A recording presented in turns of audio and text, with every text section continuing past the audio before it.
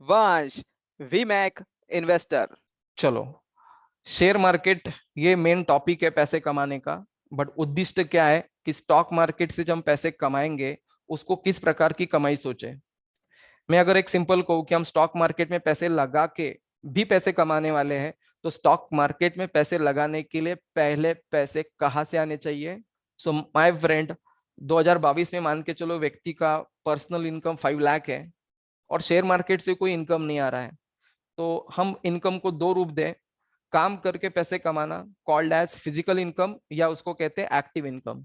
दूसरा, काम से पैसे और फिर पैसे से ज्ञान का काम करके जो इनकम मिलेगा कॉल्ड एज इन्वेस्टमेंट इनकम, या कहेंगे मेंटल इनकम, या तीसरी भाषा में कहते हैं उसको पैसिव इनकम। इजंट? तो ऐसा मेरा ऑब्जर्वेशन है कि भारत में हम सब लोग मेहनती लोग हैं, क्योंकि पूरे विश्व में सबसे ज्यादा एजुकेटेड लोग इंडियन ही है। और पूरे विश्व में जाके कहाँ भी काम करना है तो उसमें पहला नंबर भारतीयों का ही है। ट्रू और फॉल्स? मतलब इतने सेंटेंस काफी होने चाहिए, ज्यादा मैंने एग्जांपल बिल्कुल नहीं देने चाहिए। तो जब मैं देखता हूँ कि मेरा इतना महान देश है, इतने लोग काम करते एजुकेटेड है, लेकिन अगर मैं कभी चेक करूँ कि ये लोग इन्वेस्टमेंट से कितना इनकम आता है और वो उनके टोटल इनकम से सामने क्या परसेंटेज हिस्सा रहता है। लोग बहुत कमाते भारत में, 5 लाख 10 लाख 20 लाख, लेकिन अगर एक एंगल चेक करें कि आपका बैंक इंटरेस्ट कितना आता है, रेंट कितना आता है प्रॉपर्टी का, या शेयर मार्केट के कैपिटल गेन डिविडेंड कितना आता है, माय पर्सनल फीलिंग है कि 80% इंडियंस 10 से 30% भी पार्ट अपने इनकम का मेंटल इनकम से ला नहीं पाएंगे। इससे ज्यादा नहीं आता है। कोशिश क्या है ना कि हम स्टॉक मार्केट से क्यों जुड़ रहे हैं, स्टॉक मार्केट से रिटर्न लाके, लेकिन स्टॉक मार्केट के रिटर्न इतने हैंडसम होने चाहिए 6 12 18 24 36 महीने के बाद, इमीडिएट नहीं। कि जो आप कह सके कि 2023 में मेरी इनकम में भी कोई 20% बढ़ी है और मेंटल इनकम अब 2 लाख है, मतलब फिजिकल इनकम के सामने प्रोपोर्शन 33% है। सेकंड थर्ड फोर्थ ईयर में जाए तो हमारा ये रेशो 50 100 150% ऐसे होना चाहिए। हो सकता है क्या? दो ही सवाल है, क्योंकि एक चीज बहुत सीधी है कि व्यक्ति उम्र के साथ ना फिजिकली बूढ़ा होता है, लेकिन व्यक्ति उम्र के साथ कभी मेंटली बूढ़ा नहीं होता। और उसके एग्जाम्पल वॉरेन बफे जैसे व्यक्ति काफी है, जिनकी उम्र देखे तो ऐसे लगता है कि बुढ़ापे के आगे है, लेकिन अगर कमाई देखे तो जवान लोग शर्मा जाएंगे। तो इमीडिएट नहीं, लेकिन 3 5 साल के अंदर प्लान रखना चाहिए कि भाई जितना खाली समय है आपके पास, क्योंकि कोई भारत में 24 घंटा जॉब नहीं करता। और आज की तारीख में किताबें हैं, यूट्यूब है, इंटरनेट है, जूम है, ऐसे कितने प्लेटफॉर्म्स है कि टाइम मैनेजमेंट पैसे कमाने के लिए भी आसान है। तो होप सो कि यहाँ केवल स्टॉक मार्केट का ज्ञान ना रहे, स्टॉक मार्केट के अंदर आप वेरियस फाइनेंशियल प्रोडक्ट खरीदते हैं, जिसमें म्यूचुअल फंड भी होता है, डिवेंचर्स भी होता है, गोल्ड भी होता है। तो पैसे कमाने के लिए तो कोई एक ही product life time return continuously नहीं देता। तो अलग अलग फाइनेंशियल प्रोडक्ट में पैसे लगा के आपका ओवरऑल पैसिव इनकम ग्रो होना चाहिए। Is it clear? चलो, थोड़ी सी पहचान कि शेयर मार्केट है क्या। ऑब्वियसली कोई कहेगा पैसे कमाने की जगह, कोई कहेगा ट्रेडिंग करके पैसे कमाने की जगह, इंट्राडे शॉर्ट टर्म। तो दो ही चीजें लगेंगी ना आपको, कि ट्रेडिंग करो पैसे कमाओ, पैसे कमाना इसलिए शेयर मार्केट में आओ, यही चीज है ना। बट शेयर मार्केट क्या है?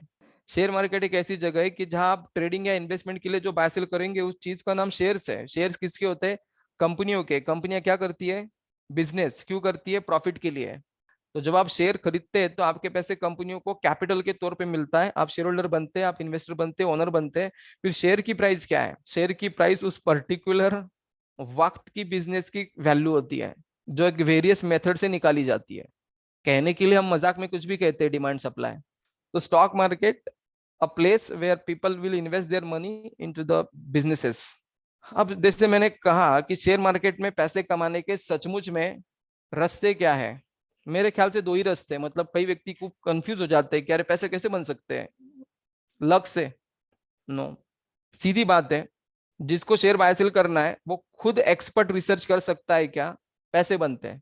क्योंकि इस वक्त ऐसे हो जाता है मन में कि मेरे पास पर्सनल टाइम है, मेरे पास पर्सनल पैसा पड़ा है शेयर मार्केट में लगा के रिस्क लेने के लिए, मेरे पास पर्सनल आजकल ना मोबाइल और लैपटॉप और इंटरनेट है।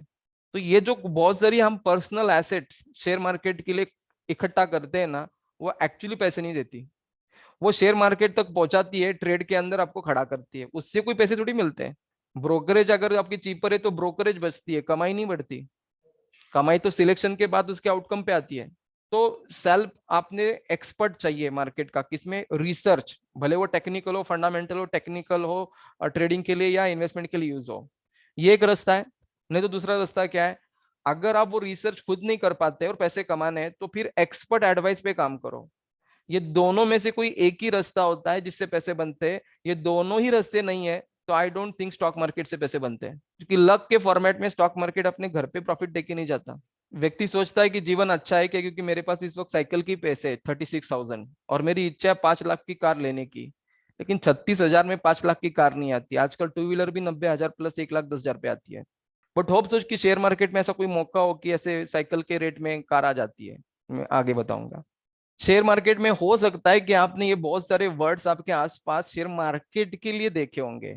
चार्ट्स होप सो टेक्नोलॉजीज के लिए यूज किए जाते हैं। रिजल्ट कंपनी हर 3 महीने के बाद पब्लिश करती है। कैंडलस्टिक जहां शेयर की प्राइस कन्वर्ट होती है। न्यूज वेरियस टाइप के होते हैं, company, industry, economic, local and international news. Indicator, oscillator मतलब आरएसआई, स्टॉकेस्टिक, एमएससीडी। ये तो केवल शेयर मार्केट की जस्ट एक छोटी छोटी बातें हैं कि जिसके आसपास लोग घूमते हैं और शेयर मार्केट का स्टडी कम सिलेक्शन करते हैं।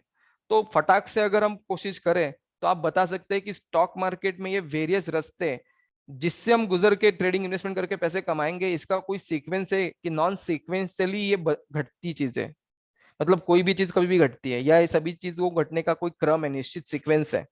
Very fast, simple. पहले क्या घटता है या कुछ भी घटता है? सबसे पहले शेयर मार्केट में ना न्यूज आती है। सबसे पहले न्यूज न्यूज आती है। फिर वो कंपनी न्यूज हो या इंडस्ट्री हो, करेंसी का रेट है, इन्फ्लेशन है, ऑर्डर सेट है एक्सेट्रा, ये पहले न्यूज आएंगी। उसके बाद रिजल्ट्स क्रिएट होते हैं जहां से आपको sales, profit, EPS, book value बनती है। फिर न्यूज और रिजल्ट के बाद ही शेयर की प्राइस बन सकती है। अगर वो नहीं है तो प्राइस नहीं बनती कभी। तो तीसरा निश्चित सीक्वेंस शेयर प्राइस का है। शेयर प्राइस पहले कभी नहीं बनती, उसके बाद ही शेयर की प्राइसेस को आप कैंडलस्टिक में डाल सकते हैं, ओपन, हेलो, क्लोज फॉर्मेट में। उसके बाद ही चार्ट बनता है और उसके बाद अंत में ही केवल इंडिकेटर या ऑस्किलेटर बनते हैं। यह है शेयर मार्केट में प्राइस के साथ, शेयर मार्केट के साथ घटना घटने का निश्चित क्रम। निश्चित मतलब डाउट होना नहीं चाहिए, ऐसा मेरा जस्ट सजेशन है। इसको जोड़ के सवाल ऐसा होता है कि जिस प्रकार से स्टॉक मार्केट से ये सीक्वेंस निश्चित होता है, क्या लोग शेयर मार्केट में खुद का स्टडी का जर्नी उसी हिसाब से रखते हैं क्या? जो घटना है शेयर प्राइसेस के लिए इस प्रकार से घटती है क्रम से, उसी क्रम से लोग शेयर मार्केट सीखने की वैयक्तिक कोशिश करते हैं क्या? अनेक बार लोगों के बीच में डिबेट होता है, टेक्निकल एनालिसिस क्या है, फंडामेंटल एनालिसिस क्या है। मैंने सुना है कि स्टॉक मार्केट में ये दोनों चीजें लोग स्टडी के लिए अपनाते हैं, लेकिन मैं यहाँ चूजी बनना चाहता हूँ। दोनों क्या है समझता नहीं, दोनों में से एक यूज करूँ क्या? फंडामेंटल एनालिसिस मतलब कंपनी, इंडस्ट्री, इकोनॉमी के न्यूज पढ़ना, कंपनियों के रिजल्ट पढ़ना, और उसके बाद ही शेयर मार्केट का बायर सेलर पैदा होता है और अपनी प्राइस आगे रखता है, जिसको हम ट्रेडर नहीं प्राइस मेकर कहते हैं। टेक्नोसिस मतलब क्या? क्रिएटेड शेयर प्राइस जो फंडामेंटल फैक्ट से ही बनती है, उसको अगर आप चार्ट पे डाले कैंडलस्टिक के द्वारा, तो फिर चार्ट्स, इंडिकेटर, ऑस्किलेटर से आपको पता चलता है कि बाकी के जितने सारे लोगों ने करंटली ट्रेड किया है उनके मन में प्राइस डायरेक्शन, ट्रेंड के प्रति सोच क्या है।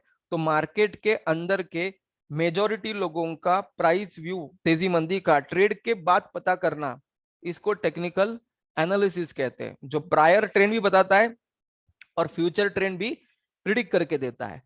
तो सवाल ये होता है कि दो एनालिसिस क्या है? दो एनालिसिस एक में को कॉन्ट्रारियन है कि कॉम्प्लीमेंट्री है? नहीं, थोड़ा अब समय बिताए शेयर मार्केट की जिंदगी के लिए। चलो, रेशियो एनालिसिस में बहुत सारी चीजें होती है, profit margin, growth rate, EPS, P ratio. क्या ऐसी बातें शेयर मार्केट से निमित्त से उतरने के पहले या उतरने के बाद आप सुने या नहीं सुने?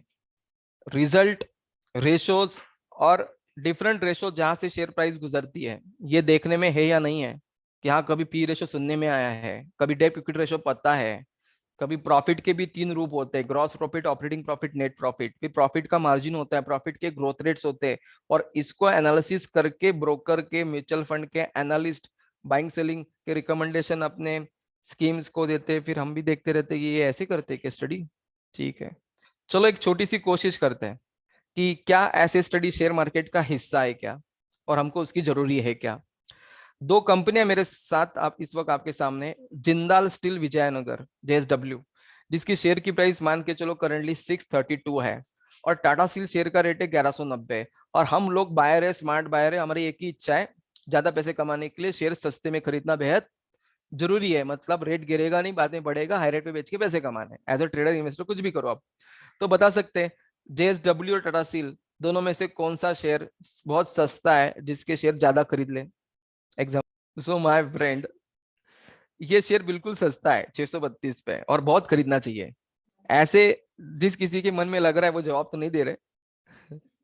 ओके, क्योंकि सभी के जवाब एक ही टाइप के आ रहे हैं कि you should buy Tata steel. लोग कह रहे हैं कि 1200 वाला शेयर खरीदो क्योंकि ये 600 वाले शेयर से सस्ता है।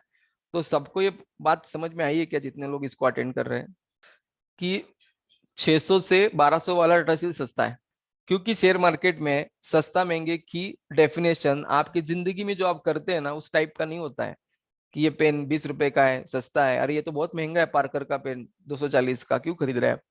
तो दोस्तों, शेयर के प्राइजेस के साथ एसोसिएटेड टर्म्स ये होते हैं। प्राइस टू अर्निंग रेशो मतलब क्या, कि शेयर की प्राइस उस कंपनी के बिजनेस के करंट प्रॉफिट से कितनी टाइम्स हायर है, इसको पी रेशो कहते हैं। तो वो Tata steel just 4 time costly then इस अर्निंग्स EPS से, और JSW 7 टाइम्स है।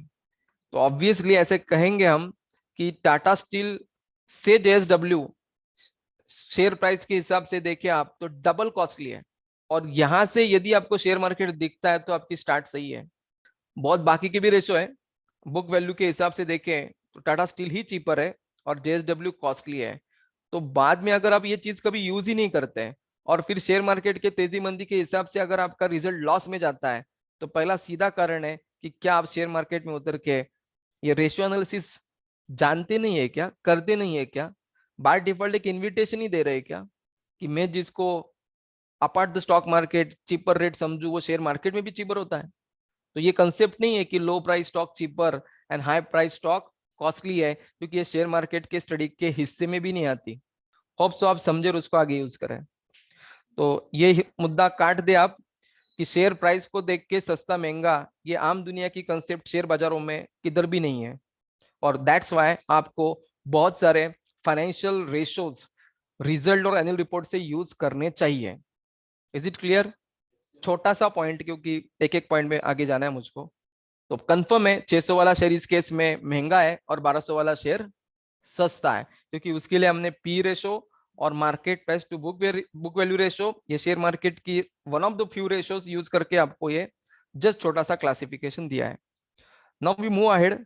थोड़ा बहुत रेशियोज के बाद अगर हम देखते हैं कि न्यूज बेस्ड एनालिसिस कुछ शेयर मार्केट में काम पे आती है क्या, तो बहुत सारी कंपनियां इंडस्ट्री यहाँ है, 300 से ज्यादा इंडस्ट्री सेक्टर से 6000 कंपनी है।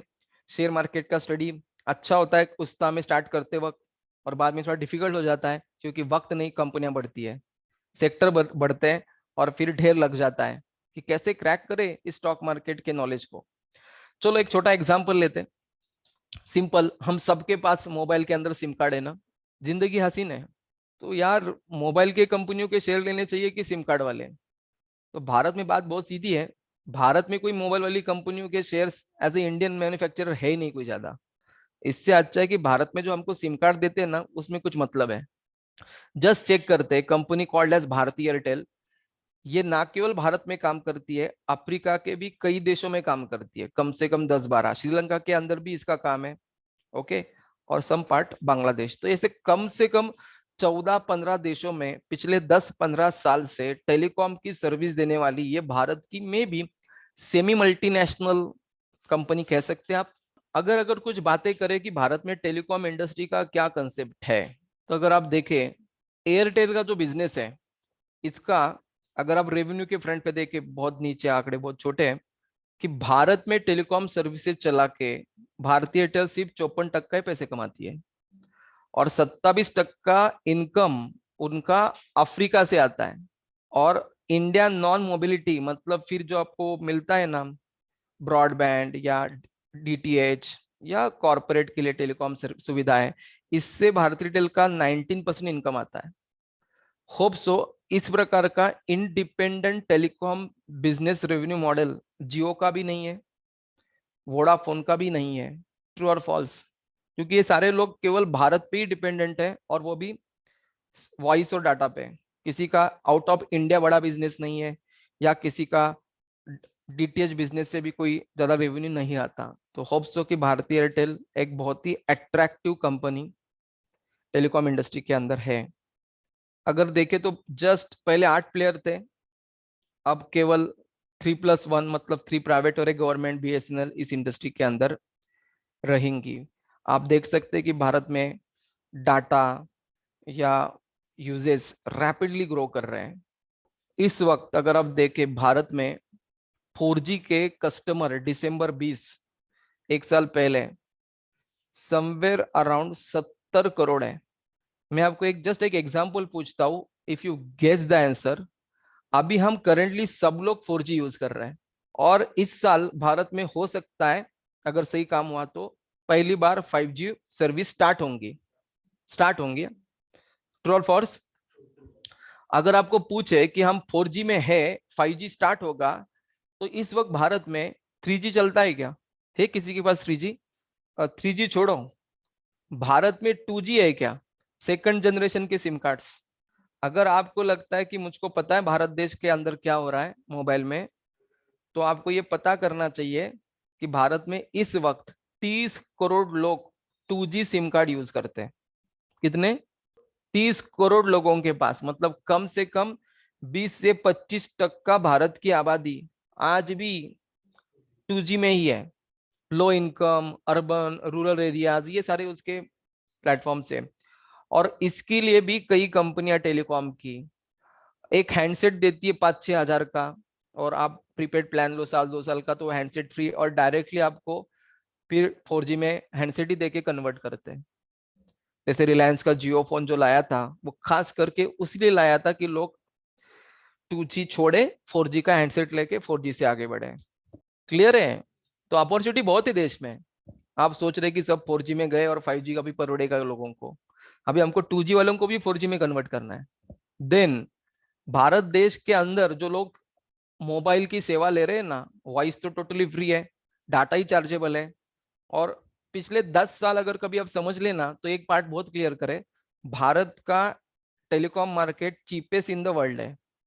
और आप देखें कि 2019 में एक सब्सक्राइबर टेलीकॉम कंपनियों को सिर्फ 104 रुपए का ही बिल देता था पर मंथ।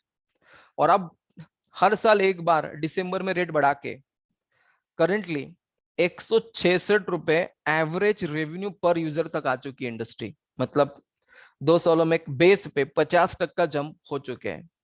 तो इज इट गुड और बैड फॉर टेलीकॉम कंपनी? क्या अब लोग ना, मोबाइल का बिल बढ़ रहा है ना, तो समझ रहे कोई आंदोलन नहीं है, भरो। ग्रे लाइन जियो की है, और आप देख सकते हैं कि सबसे ज्यादा सब्सक्राइबर अगर जिसके बढ़े हैं ना रेड लाइन में, वो है 12.1, लगभग 1 करोड़ 21 लाख सब्सक्राइबर ये भारतीय एयरटेल के बढ़ चुके हैं। इनफैक्ट मैं कल परसों की न्यूज पढ़ रहा था कि पिछले भी महीने में मेरे ख्याल से जियो के सब्सक्राइबर घटे। अब कैसे ना कि ये जियो के अंदर लोगों ने बहुत मान लिया है कि जियो बढ़िया है और वो लीडर है, और लोगों को ऐसे लगता है कि लीडर ही रहेंगी, लेकिन हकीकत वैसी नहीं है। कि पिछले 12-18 महीनों से थोड़ा सा पलड़ा एयरटेल के प्रति ज्यादा भारी है। यहाँ अगर आप देखें, एक और है best in class average revenue पर यूजर। हर क्लाइंट से सबसे ज्यादा पैसे कौन कमा रहा है बिलिंग में? तो एयरटेल एक क्लाइंट से लेटेस्टली 166 रुपये का बिलिंग ले रहा है, और जियो 151 का। तो दिस इज द गेम। और वोडाफोन का सब्सक्राइबर 121, क्योंकि इनको कस्टमर टूटने का डर, इसलिए वोडाफोन रेट बढ़ा नहीं पाते। जियो ने अपनी इमेज यही बनाई है कि सस्ता, तो ज्यादा आगे जा नहीं पाते। और एयरटेल मिक्स बैग है, तो ये भी सोचना है, क्योंकि शेयर के रेट ऐसे नहीं बढ़ते कभी जब तक कंपनी की आमदनी ना बढ़े। और क्या जियो के बिजनेस के लिए अच्छी न्यूज है क्या? कुछ केवल मैं जस्ट कुछ बात बताऊंगा।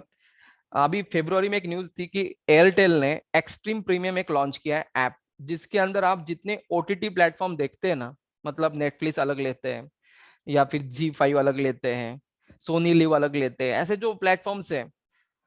तो पहले कैसे डीटीएच का बंडल हुआ, डीटीएच बॉक्स, मतलब अलग अलग चैनल्स डीटीएच में आ गए सेट टॉप बॉक्स में। अब एक एप्स में मल्टीपल ओटीटी आ रहे हैं, तो इनका भी प्लान अभी लॉन्च हुआ, आई थिंक 150 रुपए पर मंथ सब्सक्रिप्शन है।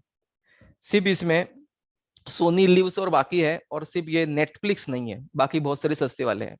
तो is it good move for telecom industry? Then Airtel Google के साथ पार्टनरशिप करके 5G के लिए और आर्टिफिशियल इंटेलिजेंस के लिए, डाटा एंटरप्राइजेस के लिए आगे बढ़ रही है। ह्यूजेस और एयरटेल ये दोनों मिला के सैटेलाइट ब्रॉडबैंड स्टार्ट करने की सोच रही है। अगर आप कुछ मुद्दे पे आ जाए तो टेस्ला ने जो स्टार्ट किया था स्टारलिंक सैटेलाइट, जो भारत में लाइसेंस ना लेने की वजह से उनको वापस अपना प्लान करना पड़ा। Are you aware? तो वही सेगमेंट को कहते हैं सैटेलाइट ब्रॉडबैंड। तो वहां Airtel is partnership with the Hughes. Then Airtel ने 5G का 700 मेगाहर्ट्ज का टेस्टिंग नोकिया के साथ चेन्नई के अंदर कोई 5-6 महीने पहले ही कर लिया है। तो वहां से बहुत सारी चीजें आगे ऑन है। एज वेल एज कुछ और खबरें बताएं कि दिसंबर में एयरटेल ने 15,000 करोड़ का जो पिछला रेवेन्यू शेयरिंग गवर्नमेंट के लिए बाकी था 2014 से, वो ऑलमोस्ट इस साल का क्लियर कर लिया है। तो करेंटली ऐसे बहुत ओवर बर्डन ड्यू नहीं है, क्योंकि जब ओवर बर्डन ड्यू है तो उसका नाम आइडिया का करंट बिजनेस होता है। तो जितना कितना भी बाकी है हर साल का पेंडिंग जो पिछले साल का देना है, क्योंकि उनको मॉरिटम पीरियड मिला है, तो दे आर एबल टू पे इट।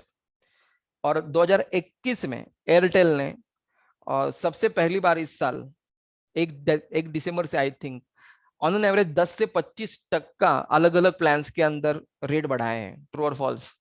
तो अच्छी बात की बुरी बात? बुरी बात कस्टमर के लिए क्योंकि उसका पेमेंट ज्यादा आता है, अच्छी बात कंपनी के लिए क्योंकि उतना ही रेवेन्यू उनके पास ज्यादा आता है। कंपनियां कहने के लिए कहती है कि 5G के ऑक्शन के लिए पैसे चाहिए। तो क्या एयरटेल का इंडिपेंडेंट बिजनेस सही ढंग से चल रहा है क्या? न्यूज तो बहुत है, मैंने केवल सेमिनार का हिसाब देख के थोड़े से चार्ट डाले वैरायटी के साथ। रिजल्ट्स एक क्रैक करे, जून का रिजल्ट आया था इसका 3 अगस्त को। आप देख सकते हैं सेल्स 26,000 करोड़ है, ईयर ऑन ईयर सेल्स 15% ज्यादा है, क्वार्टर ऑन क्वार्टर वो 4% ज्यादा है। प्रॉफिट 13,680 करोड़ है। प्रॉफिट मार्जिन अगर आप देखें तो 50% है। इसका मतलब आप जानते हो कि एयरटेल अगर 100 रुपए की सेवा देती है ना तो उसमें से 50 रुपए कमाती है वो। आप 400 रुपए का बिल भरेंगे ना तो 200 रुपए का नफा होता है टेलीकॉम कंपनियों। तो स्मॉल मार्जिन और बिग मार्जिन, कई बार इतना मार्जिन तो आईटी में भी नहीं है। और रेस्टोरेंट का बिजनेस डालेंगे ना ऐसे बड़े लेवल का तब भी नहीं आएगा। ट्रू और फॉल्स? कि 51% मार्जिन चेक करे जाके आईटी का कितना होता है, रेस्टोरेंट जो चलाते हैं वो कंपनियों का कितना होता है। और स्टिल वी आर स्ट्रगलिंग। अरे अच्छा है का कंपनी एयरटेल, अच्छे दिन है क्या? जियो के सामने वाट लगी है क्या? सब कैसे लगने लगता है मन को। देन सितंबर के रिजल्ट में सेल्स ग्रोथ है 13% हाइयर, 28,000 करोड़ का सेल्स है। प्रॉफिट देखो 12, 13, 14 हजार करोड़ है, 29% प्रॉफिट का ईयर ऑन ईयर ग्रोथ है। और मार्जिन और बढ़ के 51.25। मतलब अभी कभी जून का रिजल्ट देके सितंबर का रिजल्ट देके तो sales growth year on year quarter and quarter highest है। प्रॉफिट मार्जिन प्रॉफिट हाइयर है। तो यहाँ कोई भी बिजनेस स्ट्रगल नहीं है। जो आप शेयर प्राइजेस से अंदाज लेने की कोशिश करते होंगे वो हाफ स्टडी है, क्योंकि स्टडी पहले ही यहाँ करते फिर प्राइस देखते हैं। और लास्ट रिजल्ट दिसंबर का जब आया था तो आप देख सकते हैं 14,890 करोड़ का नफा एयरटेल को 3 महीने के अंदर है, हाईएस्ट इन हिस्ट्री। और प्रॉफिट मार्जिन ऑलमोस्ट 50% के जस्ट थोड़ा नीचे है। तो क्या एयरटेल बिजनेस में नफा उगा रही है क्या, या आउट ऑफ नेटवर्क है प्रॉफिट के? फुल नेटवर्क में है प्रॉफिट के, और फुल नेटवर्क सॉलिड है। ओके। देन भारत से इनका नफा दिसंबर 20 में 1100 करोड़ का था, अब भारत से नफा 1800 करोड़ है, 72% जम, गुड और bad in front of Jio. Africa में नफा 2200 करोड़ 3 महीने का है, अब वो 3000 करोड़ है, 35% जंप इन अफ्रीका। तो ऐसे अफ्रीका में बिजनेस डाल के टाइम पास नहीं हो रहा है। भारत से जितने पैसे नहीं कमा पा रहे ना उससे डबल प्रॉफिट तो अफ्रीका से आ रहा है। देन डिजिटल टीवी से जस्ट 30% रिडक्शन है। टावर इंफ्रास्ट्रक्चर शेयरिंग भी थोड़ा मतलब अभी उनके बिजनेसेस डीमर्ज हो चुके हैं इंडस टावर में। कॉर्पोरेट के जो बिजनेस दे रहे हैं टेलीकॉम का, डाटा क्लाउड होस्टिंग एक्सेट्रा, तो वहां 10% ग्रोथ है। तो दोस्तों इस वक्त क्या भारतीय एयरटेल बेहतरीन रिजल्ट दे रही है? अब रिजल्ट से शेयर प्राइस बनती है और हिलती है क्या, उसके लिए जस्ट आपको ना थोड़ी सी मेमोरी चाहिए। ये रिजल्ट था 3 अगस्त को जून का, फिर रिजल्ट था 2 नवंबर को सितंबर का, फिर रिजल्ट था 8 फेब को दिसंबर का।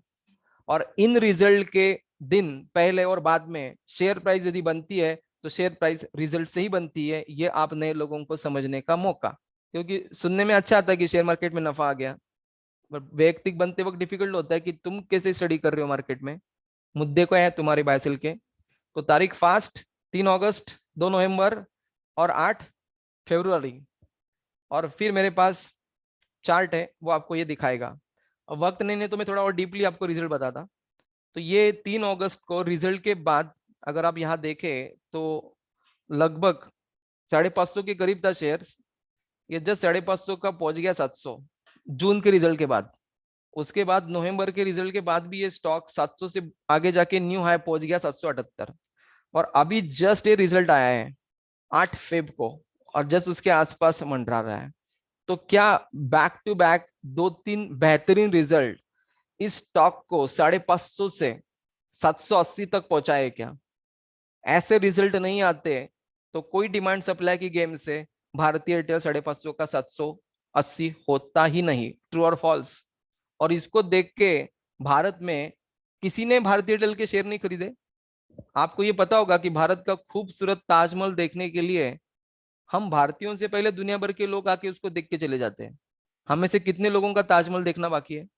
मेरा भी बाकी है, मैंने नहीं देखा अभी ताजमहल। वैसे ही होता है कि भारत के अंदर जो नफा बनता है वो खरीदने के लिए केवल इंडियंस नहीं, दुनिया भर के लोग यहाँ पैसे लगाते हैं। इंडिविजुअल भी लोग डीमेट अकाउंट खोल सकते हैं, कनाडा का व्यक्ति भी खोल सकता है, और बाहर के इंस्टीट्यूशन भी इंडिविजुअली शेयर मार्केट में पैसे लगाते हैं। ये आज का नहीं, 30-30, 50-50 साल का पीरियड है। तो आपको नहीं लगता कि लोगों ने ये शेयर खरीदा होगा 550 पे, 780 पे बेचा होगा, और पिछले 6 महीने में 50% संपत्ति अपनी जिंदगी की बढ़ाई होंगी? अब रहा सवाल, सेमिनार से मैं क्या सीखूं? यही सीखो कि अगले 3-6 महीने भारत में भारतीय टेल का बिजनेस बढ़ेगा कि घटेगा, क्यों, कैसे बढ़ रहा है, और क्या ये बेहतर बढ़ने का business result valuation share price में कन्वर्ट होके शेयर प्राइस और बढ़ेंगी क्या? कि तरह तरह की जो बातें हम सुनते हैं, बजट अच्छा बुरा है, इलेक्शन से, यूपी के या यूक्रेन जैसे मुद्दे हैं, और जिसके वजह से ये चीजें ओवर शेडो करनी है। मैं आपको एक लाइन बताऊं क्या? हम उतरते स्टॉक मार्केट में तो चर्चा ज्यादा करते हैं मार्केट की, उल्टा होता है। स्टॉक मार्केट में सिर्फ उतरना होता है और चर्चा सिर्फ स्टॉक की करनी होती है। लोग चर्चा क्या करते हैं? मार्केट की, तो पीछे रह जाते पैसे कमाने में। और जहां तक हमारे रिसर्च रिपोर्ट की बात करें तो मेरा जो लेटेस्ट रिसर्च रिपोर्ट है, आप ठीक से देखना। जब मैंने जून में अपना रिसर्च रिपोर्ट बनाया था 620 पे, तो टारगेट रखा था इसका 970, और इन्वेस्टमेंट के पोर्टफोलियो में वेटेज रखा था 6%। फिर सितंबर में इसका टारगेट 970 से क्या 1085, और वेटेज डबल कर दिया, 6% की जगह 12%। मतलब आपका 1 लाख का पोर्टफोलियो तो 12,000 रुपयों के शेयर चाहिए, और बाकी की दूसरे कंपनियों के। और अभी इस टारगेट को अपवर्ड रिवाइज किया है और 1102।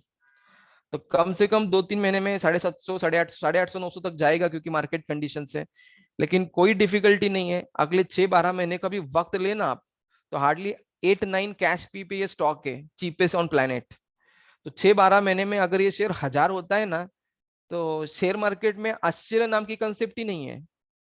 हमको स्टडी के अभाव से अगर ये आश्चर्य लगे तो नॉर्मल कंसेप्ट है, कि मुझको पता ही नहीं शेयर मार्केट कैसे रेट ऊपर नीचे करता है, और मुझको लगता था कि नहीं बढ़ने वाला है शेयर, इसका आइडिया होगा। इसकी आइडिया नहीं थी एयरटेल की, और ये हो गया 1000, और हम सिम कार्ड ही रिचार्ज करते बैठे।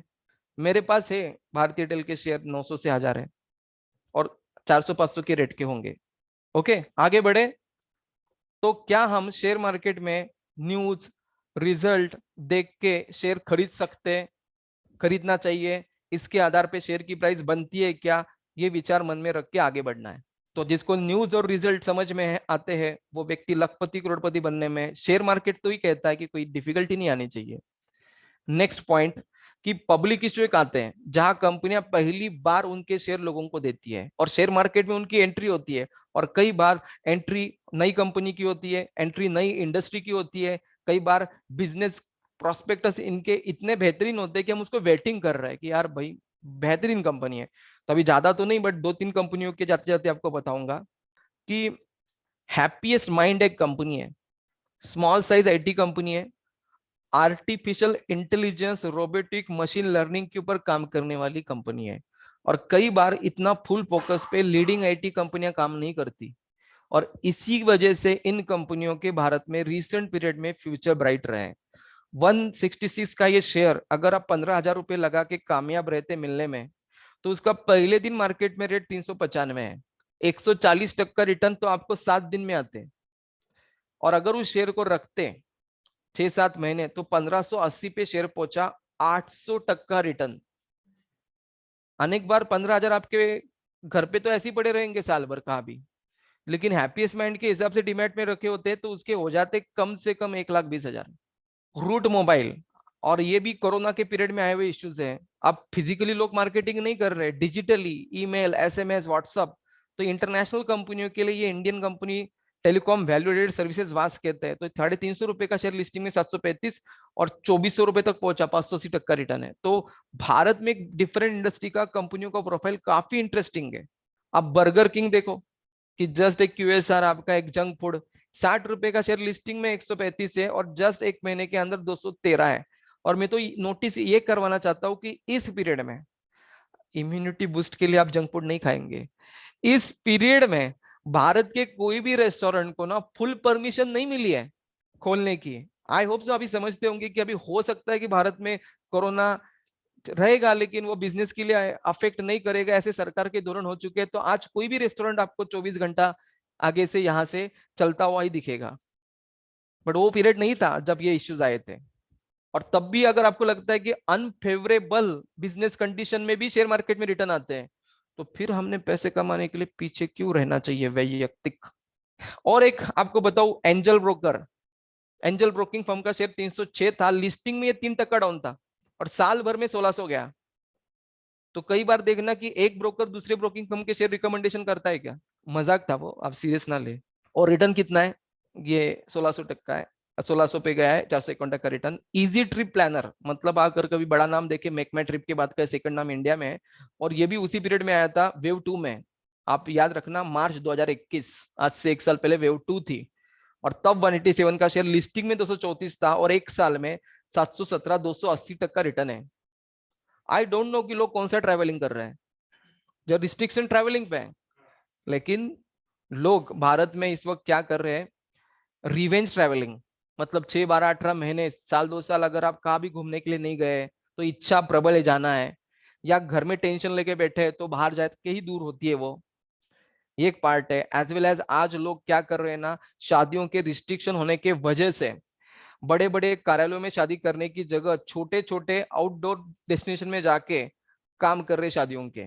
50, 100, 200 लोगों को एक बेहतरीन दावत दी जा रही है। तो हम कैसे कह रहे हैं ना कि 50 में मेरा नाम आना चाहिए, और ये तो नाम भी आना चाहिए, सौभाग्य है, लेकिन जो 50 को बुला के जो लोग काम कर रहे हैं ना, वो बेहतरीन है। क्योंकि बेहतरीन से बेहतरीन डेस्टिनेशन सिलेक्ट किए जा रहे हैं, और इन सबके लिए ट्रिप प्लानिंग लगती है कि बस, रेलवे, या फिर आपका एयरपोर्ट, जैसे बहुत सारी चीजें वहां लगती हैं।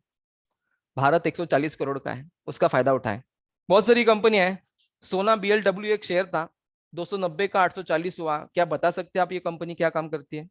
तो दोस्तों, ये कंपनी भारत की लीडिंग ऑटो एंसिलरी कंपनी है जो इलेक्ट्रिकल व्हीकल के लिए काम करती है।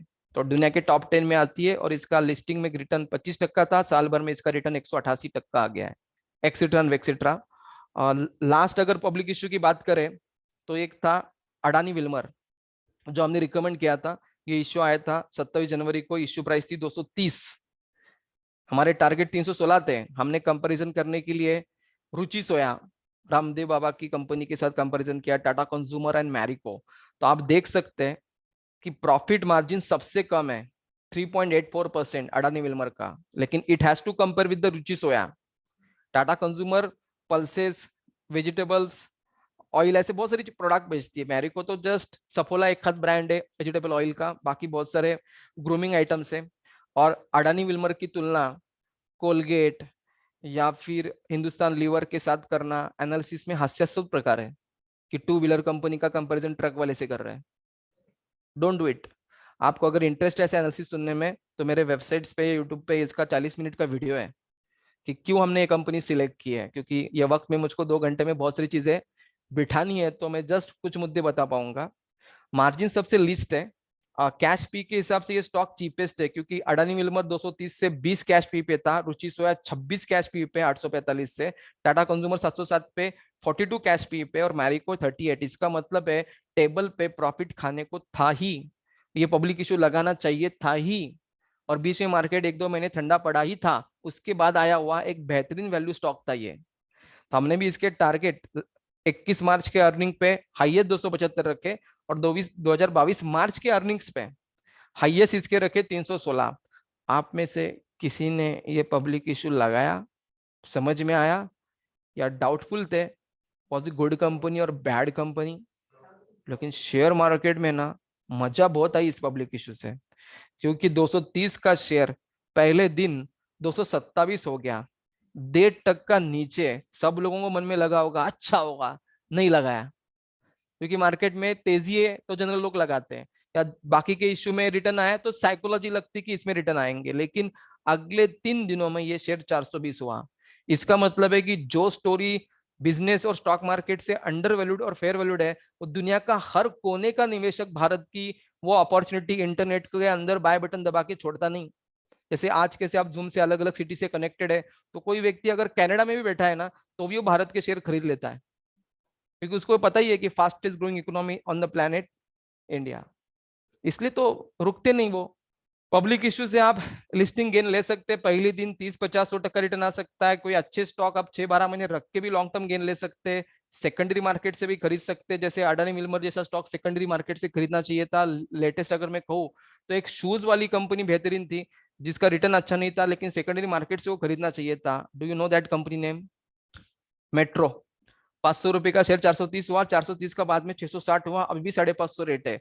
सोचना कि 6-12 महीने में ये शेयर 700 होगा क्या। और कुछ कुछ पब्लिक इशू अवॉइड करने चाहिए, जिसमें से ये पेटीएम, पॉलिसी बाजार जैसे unicorn startup, disruptive companies, loss making company पता नहीं कब प्रॉफिट में आएंगी। और जो लोग पहले बार शेयर मार्केट में उतर के अपनी जिंदगी में प्रॉफिट लेना चाहते हैं, वो अनेक लोग पहले बार जो घाटे में कंपनी कंटिन्यूस रह रही है उसको पब्लिक इशू लगा रहे थे, तो हो सकता है वो थोड़े से सीख गए कि पेटीएम को नो करो। इज इट ना? तो अभी सब लोगों को लगता है LIC पब्लिक इश्यू अच्छा है क्या? अच्छा है, लेकिन वैल्यूएशन क्या है वो पहले चेक करके लगाना चाहिए, क्योंकि LIC का पब्लिक इश्यू इतना बड़ा है कि जिसको मैथमेटिक में कहते हैं ना सप्लाई, वो ह्यूज रहने वाला है। तो डिमांड जो कहती है ना, उस डिमांड में इतनी ताकत नहीं है कि आप इतने पैसे लगा पाए, क्योंकि 50-60 हजार करोड़ का इश्यू भारत के इतिहास में अब तक आए हुए इश्यू से डबल ट्रिपल साइज का है। तो आप थोड़ा ब्रांड या कॉमन सेंस से पब्लिक इश्यू ना लगाएं। ब्रांड पेटीएम अच्छा, LIC अच्छा, कॉमन सेंस क्या बुरा है? पॉलिसी में कुछ बुरा नहीं हो सकता, यहाँ वैल्यूएशन एक पार्ट डिफरेंट है। होप सो स्टडी करें, इतना स्टडी ना करें कि LIC अच्छा लगा दूंगा मैं। देन शेयर मार्केट में आपको एक पोर्टफोलियो बनाते वक्त न्यूज एनालिसिस सभी आनी चाहिए। Economic news, industry news, economic news. देखो अभी देखना कि क्रूड ऑयल का रेट $92 पर बैरल हुआ है, और क्या इसके वजह से शेयर मार्केट 1-2 महीने से डाउन है? Crude, commodity prices affecting the stock market rally, ये सब कुछ पढ़ने आना चाहिए। देन अभी इंटरेस्ट रेट नहीं बढ़ाया मॉनेटरी पॉलिसी में, was it positive news? Yes. तो ऐसे बहुत सारी न्यूज पढ़ने चाहिए आपने, economic news, industry news, company news.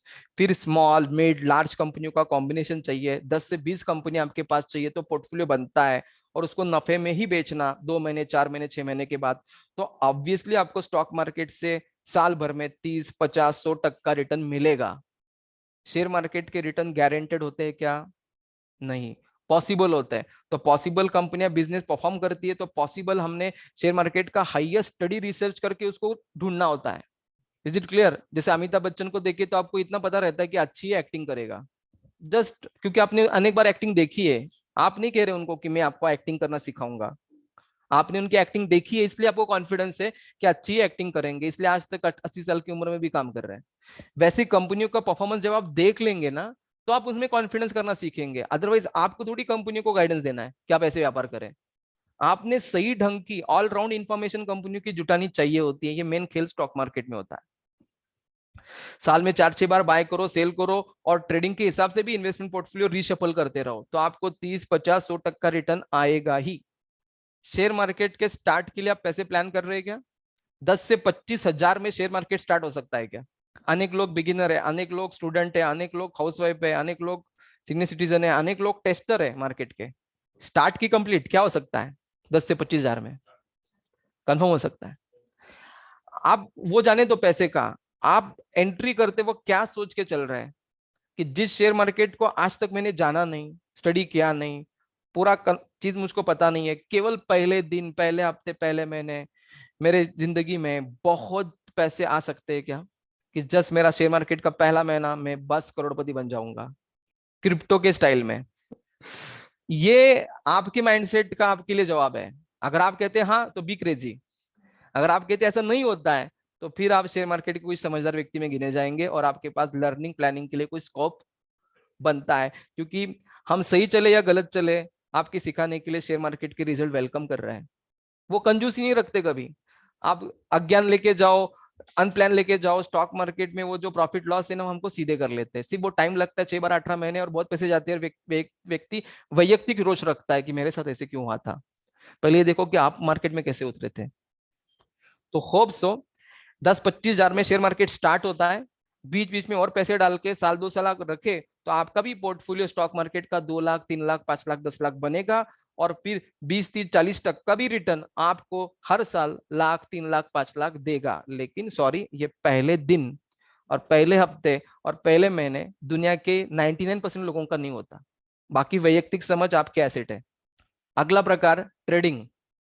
तो जिन शेयरों का हम इन्वेस्टमेंट करते हैं क्या उन्हीं शेयरों का ट्रेडिंग कर सकते हैं? आई थिंक ये कंफ्यूजिंग एसेट है शेयर्स। क्यों? वो दोनों ही करने देती है, इन्वेस्टमेंट भी करने देती है, ट्रेडिंग भी करने देती है। तो व्यक्ति कंफ्यूज होता है शेयर में करना क्या है, ट्रेडिंग की इन्वेस्टमेंट। और नए व्यक्ति को बहुत कंफ्यूजन है, करे क्या हम।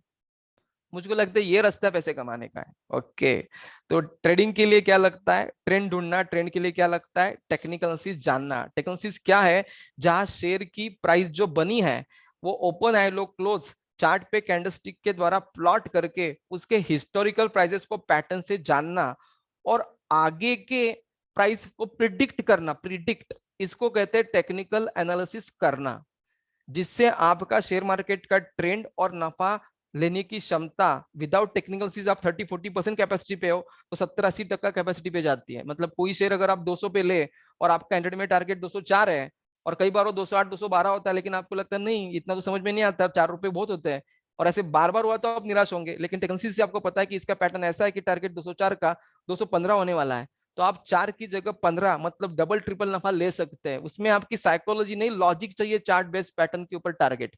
तो टेक्निकल सीज के बाद जो आपके टारगेट से वो बढ़ेंगे और लॉसेस आपके कम होंगे, क्योंकि आप रिवर्स ट्रेंड पहचानेंगे, गलत ट्रेंड में एंट्री नहीं करेंगे। नहीं तो चल रहा है मंदी और उसमें आप कर रहे हैं तेजी। इतना भी डाइवर्स होता है कि टर्मिनल खोलेंगे तो चार्ट नहीं है, लेकिन टर्मिनल के ऊपर चार्ट क्लिक करे तो चार्ट दिखता है।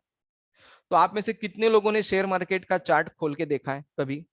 क्योंकि टर्मिनल तो ऑलमोस्ट सबको पता होता है ना, उसमें क्या दिखा है वो सिंपल है। सबसे इंटरेस्टिंग पार्ट अगर कोई नहीं देख रहे हैं ना, और जैसे मतलब भगवान के दर्शन करके कितने हम खुश होते हैं ना, वैसे शेयर मार्केट में चार्ट देख के खुश होना चाहिए आपने। 1 मिनट में आपको दिखाता हूँ, क्योंकि ये फ्री में मिलता है, वापस उसके लिए ऐसे कोई पैसे देना है, अलग से सेवा देनी है, ऐसा नहीं है। कोई डीटीएच का एक्स्ट्रा चैनल है वो। देखो, एक्सिस बैंक में खोल दो। ओके, जस्ट आप बिगिनर है इस हिसाब से मैं जस्ट 1 2 मिनट ले रहा हूँ। एनलार्ज करूंगा सेंटर पे, उसके बाद यहां जाके जस्ट कैंडल स्टिक्स डाल सकता हूं। सी प्रेस कर देता हूं, कैंडल स्टिक आता है। और ये एंट्राडे का चार्ट है, एक एक कैंडल स्टिक 1 1 मिनट की है। शिफ्ट डी दबाऊ तो दिखता है कि ये टाइम 18 फरवरी का 3:01 है, ये 3:02 है। तो यहां से आप सब कुछ चेंज कर सकते हैं। बट आई सो ये जस्ट एक छोटी हिस्सा है। अगर आपको ये भी थोड़ा बेसिक सीखना है तो कुछ नहीं, मैंने जस्ट यूट्यूब पे 5 छोटे वीडियो रखे 10 12 मिनट के, इसके अंदर ये बेसिक चीजें आपकी कवर हो जाएंगी, चार्ट्स क्या और उसको यूज कैसे करते हैं। अब रहा सवाल कि टेक्निकल एनालिसिस कितना एक्यूरेट आता है। 100% एक्यूरेट नहीं आता, 100% एक्यूरेट कभी नहीं आता, किसी भी तरीके से नहीं। लेकिन फिर भी डाटा कम ले और शॉर्ट टर्म चार्ट एंट्राडे से लेके 2 3 महीने का चार्ट देख के तेजी मंदी फोरकास्ट करे तो 70 से 80% रेट आता है। लॉन्ग टर्म मतलब 6 12 18 24 महीने का चार्ट है और उसके ऊपर टेक्निकल के पैटर्न उतारे तो 80 से 90% एक्यूरेट आता है। तो 70 से 80% एक्यूरेसी मिलेंगी, ये पकड़ लो। बट पार्ट चलेगा क्या इतना एक्यूरेसी? तो किसी की 100% एक्सपेक्टेशन हो तो शेयर मार्केट में नहीं पूरी होंगी। दोस्तों ठीक से देखना, शेयर के 4 मोस्ट सेंसिटिव प्राइस होते हैं, ओपन हाई लो क्लोज, जिसको देख के व्यक्ति की इच्छा होती है बाय सेल की। ओपन हाई लो क्लोज को देख के। तो कैंडलस्टिक 2 प्रकार की होती है। ग्रीन कैंडलस्टिक तभी बनती है जब शेयर की क्लोजिंग प्राइस ओपनिंग प्राइस से ज्यादा है। देखना, हाई ऊपर होता है, लो नीचे, बॉडी का बॉटम पार्ट ओपन है, टॉप पार्ट क्लोज है। तो ये जो शेयर के प्राइजेस टर्मिनल में ट्रेड हो रहे हैं वो हॉरिजेंटली कैंडलस्टिक में जाते रहते हैं। तो जैसे जैसे प्राइस ट्रेड होती है वैसे वैसे कैंडलस्टिक में उसका कन्वर्जन होता ही रहता है, समांतर चीज है ये। रेड कैंडलस्टिक तब बनती है जब शेयर की क्लोजिंग प्राइस ओपनिंग प्राइस से नीचे है, हाई ऊपर लो नीचे, बॉडी का टॉप पार्ट ओपन है, बॉटम पार्ट क्लोज है। दो बेसिक कैंडलस्टिक है, green and red. Green obviously तेजी का संकेत है, रेड ऑब्वियसली मंदी का संकेत है। और आपको ये कैंडलस्टिक वैरायटी में दिखना चाहिए चार्ट पे। अगर आप 6 घंटे का एक दिन का चार्ट खोलेंगे इंट्राडे, तो कैंडलस्टिक को हम अरेंज करते हैं आइदर 1 मिनट, 3 मिनट, 5 मिनट या 15 मिनट पे। अगर आप 2-3 महीने का चार्ट देखते हैं तो कैंडलस्टिक को हम डे का लगाते हैं। अगर आप 6-12 महीने का चार्ट देखते हैं तो कैंडलस्टिक को एक हफ्ते की बना के देखते हैं। अगर आप 3-5 साल का चार्ट देखेंगे तो कैंडलस्टिक को एक मंथ की बना के देखते हैं। तो जब आप अपना चार्ट देखने का ड्यूरेशन बदलेंगे तभी जाके आपको कैंडलस्टिक चेंज करने का कोई लॉजिक समझेगा। तो कस्टमाइजेशन है वो। Is it clear? अनेक लोग ये बेसिक सवाल भी रख सकते हैं कि टेक्नोलॉजी जो तेजी मंदी का trend, direction, target, stop loss देगा, ये किसके लिए यूजफुल है? बहुत सारे लोगों को ये पक्का पता है कि ये स्टॉक मार्केट के लिए ही यूजफुल है, टेक्निकल एनालिसिस। लेकिन टेक्निकल एनालिसिस एफ&ओ के लिए भी यूजफुल है, कमोडिटी के लिए भी है, करेंसी के लिए भी है। इन सभी मार्केट्स को चार्ट पे जाके तेजी मंदी का हम पैटर्न ढूंढ सकते हैं क्या? या तीनों मार्केट का टेक्निकल एनालिसिस अलग होता है? इस वक्त आप मेरे टर्मिनल पे जो चार्ट देख रहे हैं ना, इसको कहते हैं गोल्ड का चार्ट है ये। और ये गोल्ड का डे कैंडलस्टिक्स है। और 2020 के जून से 2022 के फेब तक का 15 महीने का चार्ट है। और टेक्नोसिस में जो पैटर्न मैंने ड्रॉ करके रखा है ऊपर नीचे लाइंस पे, इसको कहते हैं सिमेट्रिकल ट्रायंगल। और जिसका रिसेंटली यहाँ है एक तेजी का बुलिश ब्रेकआउट। तो अब अगले 2-3 महीने में गोल्ड अगर आपको 55-60 हजार पे दिखा ना, तो एक तो आश्चर्य नहीं होना चाहिए। और आप पूछेंगे कि उसका इंडिकेशन कहाँ से मिलता था? हमको भी यही जगह है सबसे पहले इंडिकेशन लेने की। क्या? चार्ट्स। जैसे हम निफ्टी के देखेंगे, एसबीआई के देखेंगे, गोल्ड का होता है, क्रूड का होता है, डॉलर का चार्ट होता है। तो एक ही स्टडी, टेक्निकल एनालिसिस, प्राइसेस को अप्रत्यक्ष कैंडलस्टिक में जाके चार्ट पैटर्न और इंडिकेटर ऑस्किलेटर से अगली तेजी मंदी जानना सीख ले, तो आप मल्टीपल मार्केट में ट्रेडर, इन्वेस्टर बन सकते हैं क्या? तो वापिस अरे रे गोल्ड पे ध्यान ही नहीं गया, 60 हजार हुआ, अरे मुझको पता थे ना आप, तो मैं खरीदता गोल्ड 50 पे। ऐसा हमारा एक सेंटेंस होता है ना, मुझको बता दे तो मैं खरीदता। हमारे घर के लोग समर्थन है, शेयर को तो नहीं है लेकिन गोल्ड को है। So will gold rise 60,000?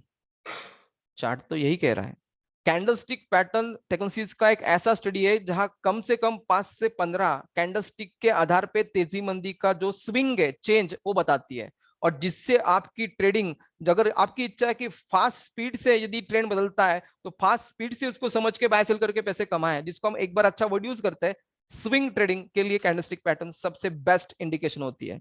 लिखना और समझना, स्विंग ट्रेडिंग कैंडलस्टिक पैटर्न से की जाती है, इससे बढ़िया किसी से भी नहीं होती।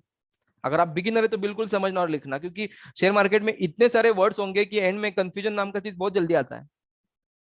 5 से ज्यादा रेड कैंडलस्टिक और अंत में ये जो शेप आता है ना ऐसे, इस शेप को बेसिकली हम कहते हैं, अंत में एक अच्छी रेड कैंडलस्टिक, फिर इसको न्यूट्रल दोजी कहते हैं, और एक बहुत बड़ी ग्रीन कैंडलस्टिक जो रेड को मोर देन 100% कवर करे, इस शेप को कहते हैं कैंडलस्टिक पैटर्न मॉर्निंग स्टार। और ये कहता है कि शॉर्ट टर्म मंदी खत्म और तेजी की एक शुरुआत हो चुकी है। अनेक लोगों ने बाइंग किया इसलिए तो ग्रीन कैंडलस्टिक हुई है। तो आप अनेक मेजोरिटी लोगों को देख के भी मार्केट को ज्वाइन करना चाहेंगे क्या? हाँ, तो इसको मॉर्निंग स्टार कहते हैं। इसके बाद हमने बाय करना चाहिए, इसके बाद और 4-6 ग्रीन कैंडलस्टिक आती है और एक तेजी चल पड़ती है, और 10 में से 8 बार ये सक्सेसफुली होना चाहिए। ये मॉर्निंग स्टार का नहीं, टेक्निकल एनालिसिस का कंसेप्ट रहता है। तो कौन सा पैटर्न है? एमएस, मॉर्निंग स्टार, जबरदस्त तेजी का इंडिकेशन। अब दोस्तों अगला पैटर्न उल्टा है, क्या नाम देंगे? That's it.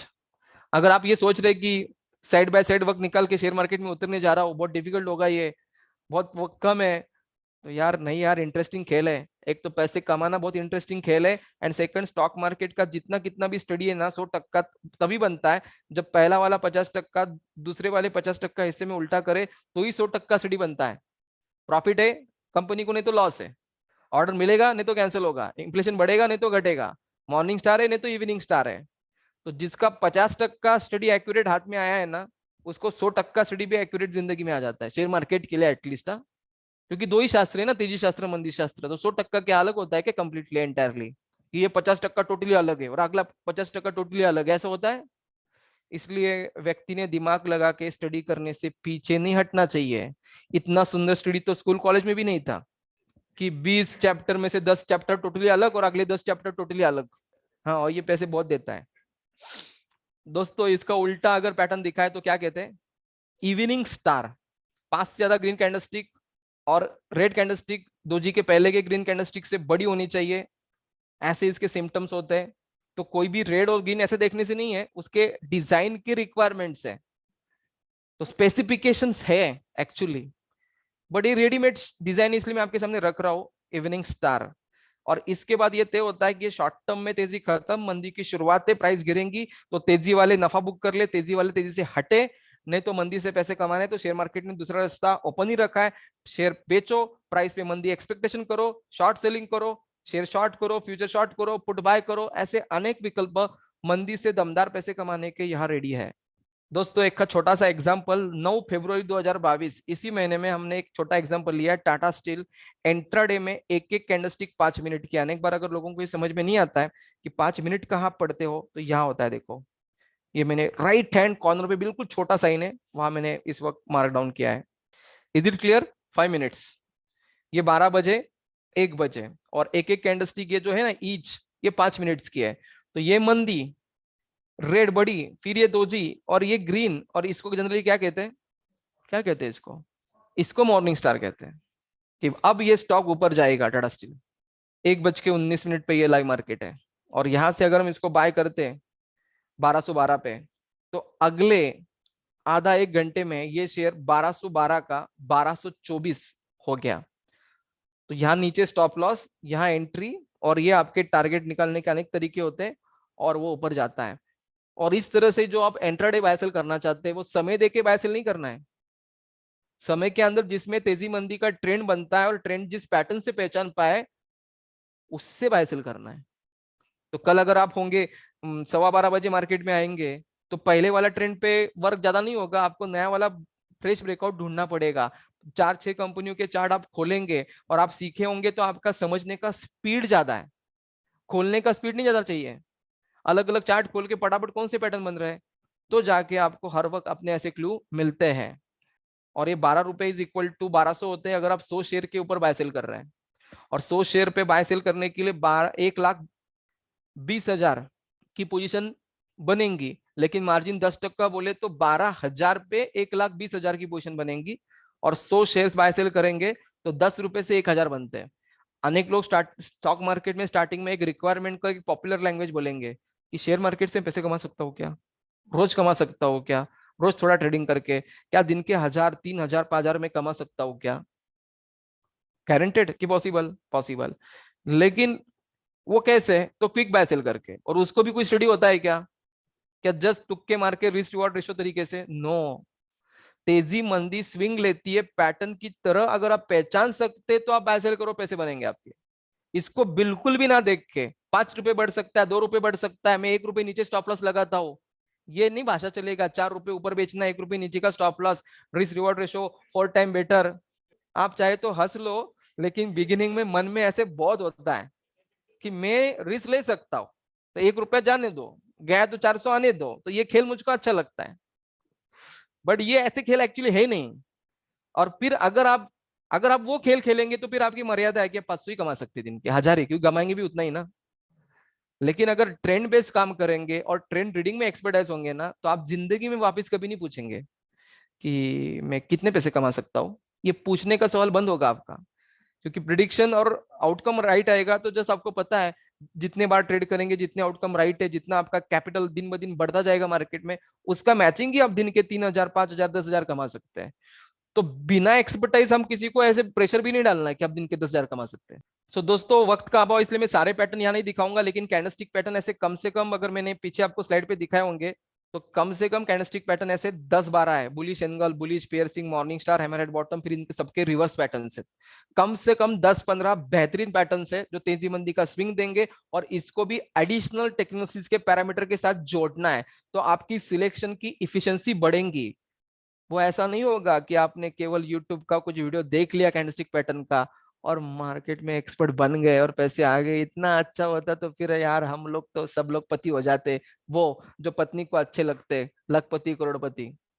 तो दोस्तों नहीं है, इसमें इफ नॉट्स अनेक चीजें जोड़नी होती है। नाउ इवनिंग स्टार का एक एग्जांपल मैं आपको दिखाऊं तो ये अडानी पोर्ट से 9 फरवरी को 12:50 पे 3 मिनट की कैंडलस्टिक है। कितनी? और इसको एक्चुअली यहां कहते हैं, यहां से अगर आप एक्सटेंडेड देखें तो एक प्रकार का बुल वेव है, और इसमें एट द बिल्कुल top this scene has happened. इसको कह सकते हैं परफेक्ट इवनिंग स्टार। क्रिकेट में कैसे सचिन तेंदुलकर स्ट्रेट ड्राइव मारता है तो लोग कहते हैं टेक्स्ट बुक ड्राइव। तो अगर मैं सिखाऊं कि ये डिजाइन ऐसी है और मार्केट में चार्ट पे दिखाई दे तो आप बोलेंगे यार तो आसान हो गया। फिर देखो, तेजी, doji, red, huge volume, game changing. और उसके बाद देखो ये 732 का अडानी पोर्ट 12:50 के बाद कहाँ पहुंचता है। ये स्टॉक्स 731 का 727, हार्डली ये तीन मतलब 1 2 3 4 5 6 7 8 9 10 11 33 मिनट के अंदर गिरा है। तो 33 मिनट के अंदर 4 रुपए कम की ज्यादा, कम 4 रुपए बहुत कम होते हैं, बहुत ज्यादा है। यदि आपके पास 1000 शेयर है तो 4000 रुपये हो जाते हैं आधा घंटे में। और मैं कहता हूँ कि शेयर मार्केट में आप ट्रेडर इन्वेस्टर कुछ भी बने, लेकिन पहले तो आपको ये महसूस होना चाहिए कि आप दिन में 2-5 हजार कमा ही सकते हैं, तब जाके शेयर मार्केट में लर्निंग की भक्ति नाम की शक्ति आपके पीछे लगती है। ये रे टाइम पास खेल नहीं है, समझ में आते हैं तो 3000 5000 10,000 मिलता है, तब जाके व्यक्तियों का पैसे के समझ कम लालच से डेविएशन आता है। अदरवाइज नहीं नहीं मैं बाद में उतरूंगा, नहीं बाद में सीखूंगा, वक्त नहीं है, ये अभी ये मैं डीमैट अकाउंट खोलना, डीमैट खोल के क्या करेंगे आप? या तो शेयर मार्केट में पैसे लगा के कमाओ एडवाइस पे, नहीं तो खुद स्टडी करके पैसे कमाओ ना। और पैसे कमाने का आपके पास कोई सबूत ही नहीं है तो शेयर मार्केट कितना भी अच्छा हो आपके सामने नहीं है वो अच्छा। तो आप शेयर मार्केट में कम भी पैसे लगाओ, स्टडी भी करो, पेपर ट्रेड भी करो, लेकिन पहले महसूस कर लो कि क्या स्टडी है, क्या ट्रेडिंग से पैसे बनते हैं, क्या इन्वेस्टमेंट से पैसे बनते हैं क्या। फिर जाके 3-6 महीने के बाद मार्केट में ज्यादा पैसे लगाने का कॉन्क्रीट प्लान बनाया जाता है। So this is a fall. अभी अनेक बार लगता है कि ये ट्रेडिंग इंट्राडे की है क्या, क्योंकि अब मेरे सामने टाटा मोटर है, कैंडलस्टिक 1 मिनट की एक नहीं है, 1 दिन की एक है। तो अनेक बार कंफ्यूज होंगे, वही बॉक्सेस दिख रहे हैं रेड ग्रीन, लेकिन यहाँ एक बॉक्स, एक कैंडलस्टिक 1 दिन की है, और इसको 1 2 3 4 5 6 7 8 स्विंग्स, इसको कहते हैं मॉर्निंग स्टार। वो तारीख है 22 दिसंबर 2021, प्राइस है 471। मॉर्निंग स्टार कहते हैं इसको, शॉर्ट टर्म वाला मॉर्निंग स्टार, डे कैंडलस्टिक का मॉर्निंग स्टार। और अगर हम इसको बाय करते हैं तो ये शेयर 1 2 3 4 5 6 7 8 9 10 लगभग 15-20 दिनों में आपका ये टाटा मोटर 466 का 530 होता है। कम से कम 15-18% रिटर्न। वही पैटर्न जो आप एंट्रा डे के लिए स्विंग के लिए आजमा रहे थे, वही शॉर्ट टर्म स्विंग के लिए आता है। मतलब मजाक में आपको कहूंगा मैं, अगर आपको शेयर मार्केट डिफिकल्ट ना लगे तो, बुमराह नाम का भारत का गेंदबाज बैट्समैन को गुमराह जब करता है यॉर्कर डाल के 2020 में, वनडे में और टेस्ट मैच में, तो तीनों ही फॉर्मेट में बुमराह बैट्समैन को आउट करके करता है गुमराह यॉर्कर से, तो यॉर्कर सेम होता है कि डिफरेंट होता है? आप क्रिकेट हेटर होंगे तो डोंट गिव आंसर्स, तो मैं टेनिस का सवाल पूछूंगा बाद में। तो तीनों ही फॉर्मेट में यॉर्कर सेम रहता है कि डिफरेंट होता है? तो बुमराह अपनी जिंदगी में एक ही कला सीखा है क्या? यॉर्कर डालना। उसका फुल टच नहीं होता उस पर, हाँ? और उसको हर फॉर्मेट में विकेट मिलता है। वैसे ही आपको टेक्निक्स में सीखना है कि मॉर्निंग स्टार एक बार सही ढंग का आप सीख गए और सही पैरामीटर के साथ जोड़ना सीख गए, तो फिर वो क्या गोल्ड, क्या डॉलर, क्या निफ्टी, क्या एसबीआई, क्या इंटरडे, क्या शॉर्ट टर्म, क्या 5 मिनट की कैंडलस्टिक, क्या 1 दिन की कैंडलस्टिक, ये ऐसे फॉर्मेट बदलने से स्टडी मल्टीफोल्ड नहीं एडिशनल होते। नहीं तो पहले ना आप दिमाग को टेंशन देंगे, एक पैसे का, पैसे बहुत लगाने पड़ते हैं, पैसे जा भी सकते हैं, पैसे आ सकते हैं, क्या स्टडी बहुत करना पड़ता है। व्यक्ति खुद को साइकोलॉजिकली स्ट्रांग कमजोर करता है जबरदस्त। और भगवान ने आपको वरदान दिया है कि पृथ्वी में गए तो 2 तरीके से पैसे बनते हैं, भौतिक श्रम परिश्रम से, और दूसरा बुद्धि भी देके भेजा है, विकसित करेंगे तो मेंटल इनकम आता है। तो मेंटल इनकम को फिजिकल इनकम का प्रेशर मत दो, फिजिकल वर्क का, ये बहुत हेवी वर्ड है। चार्ट भी फ्री में मिलते हैं, investing.com देखो, फ्री में खुलेगा चार्ट। ओके, अब देखो अगले पैटर्न्स को कहते हैं चार्ट पैटर्न, जहां क्या करते हैं हम 5-7 कैंडलस्टिक नहीं लेते, मुकाबले में बहुत आगे जाते हैं हम। 50, 100, 150 कैंडलस्टिक के ऊपर जो पैटर्न तेजी मंदी दिखाएगा उसके लिए हम आगे जाएंगे, और थोड़ी बड़ी साइज की तेजी मंदी बहुत बड़े ड्यूरेशन के लिए पोजीशन में बाय सेल करके इनकैश करते हैं। तो इंट्राडे में मॉर्निंग स्टार 15-30 मिनट की तेजी देगा, तो इंट्राडे में ही चार्ट पैटर्न अप फ्लैग 1-2 घंटे की तेजी देगा। एंड शॉर्ट टर्म में मॉर्निंग स्टार अगर 7-15 दिन की तेजी देगा, तो शॉर्ट टर्म में अप फ्लैग महीना 2 महीने की तेजी देता है। तो अब अगर आपको लगता है बहुत बड़ी साइज की तेजी मंदी आपको चाहिए, तो स्वाभाविक बहुत बड़े ड्यूरेशन का चार्ट देखना है, पैटर्न अलग मिलेंगे और आपकी पोजीशन थोड़ी ज्यादा वक्त के लिए बनानी पड़ेगी। और इसीलिए अगला पैटर्न आता है, उसको कहते हैं chart patterns. Head and shoulder, inverted head and shoulder ऐसे नाम है। एक हाथ में आपको दिखाता हूं, आप ड्रॉ जरूर करना। तो this is called as morning star.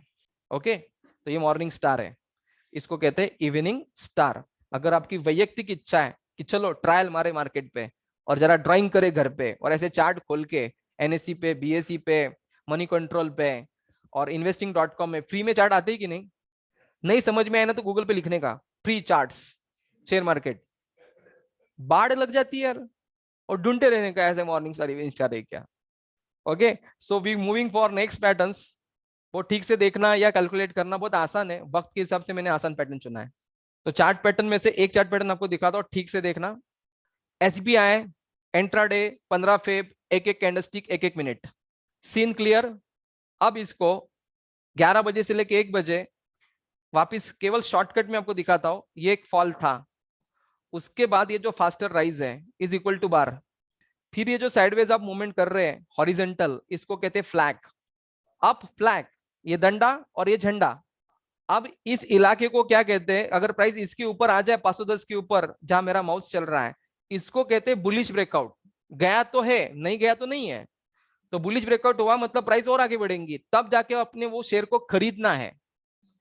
और इसको टारगेट कैसे निकालते हैं, चलो तेजी का ब्रेकआउट हुआ, प्राइस आगे बढ़ेंगी, लेकिन कितनी बढ़ेंगी, तो इसका टारगेट ये पैटर्न निकाल के देता है। ठीक से देखना, ये अप फ्लैग का बार जहां से स्टार्ट हुआ था वो प्राइस 497 थी, और ऊपर तक गया तो उसकी प्राइस 509 थी, बीच में गैप 9 और 5 14 की थी, 14 रुपीज। क्लियर, ऑनलाइन में अगर समझ में आ रहा है तो please type 14 fast, so you can reconfirm for all. 497 and 509 के बीच में डिफरेंस 14 का है। तो क्या बोलेंगे, तो सेमिनार में कुछ ही बता रहे, पता नहीं कैसे होता है। You can practice yourself also. तो गैप कितनी है, 14। तो आपका ब्रेकआउट क्या है, 509। अब क्या करना है, 509 प्लस 14 करना है, ये आपका टारगेट आएगा कितना। तो ये मैं सेमिनार में आपको सिखा रहा हूँ छोटा सा फ्लेवर में, कि सचमुच में ऐसे सीखते ड्रॉ करते। अब ये शेयर नहीं बेचने का 512 513 पे आधा एक घंटे में डर डर के, थोड़ा थोड़ा करके बेचो, लेकिन 523 दिमाग में टारगेट लेके चलो, पोटेंशियल टारगेट है। तो हमारी सोच और ट्रेंड की समझ में बहुत बड़ी गैप है। बुलिश ब्रेकआउट, और देखो ये स्टॉक 139 पे था, 509 बुलिश ब्रेकआउट के बाद 251, 1 घंटे के अंदर 523 यहाँ पहुंच गया, तो बढ़ गए उसके 14 रुपए। तो हमने कितने रुपए लेके एग्जिट करना चाहिए था, मन का पसंदीदा सवाल, 2 रुपए आउट, 4 रुपए आउट, 6 रुपए आउट। नहीं, मेरे लिए 6 रुपए बहुत हो गए, मैं नया वाला हूँ।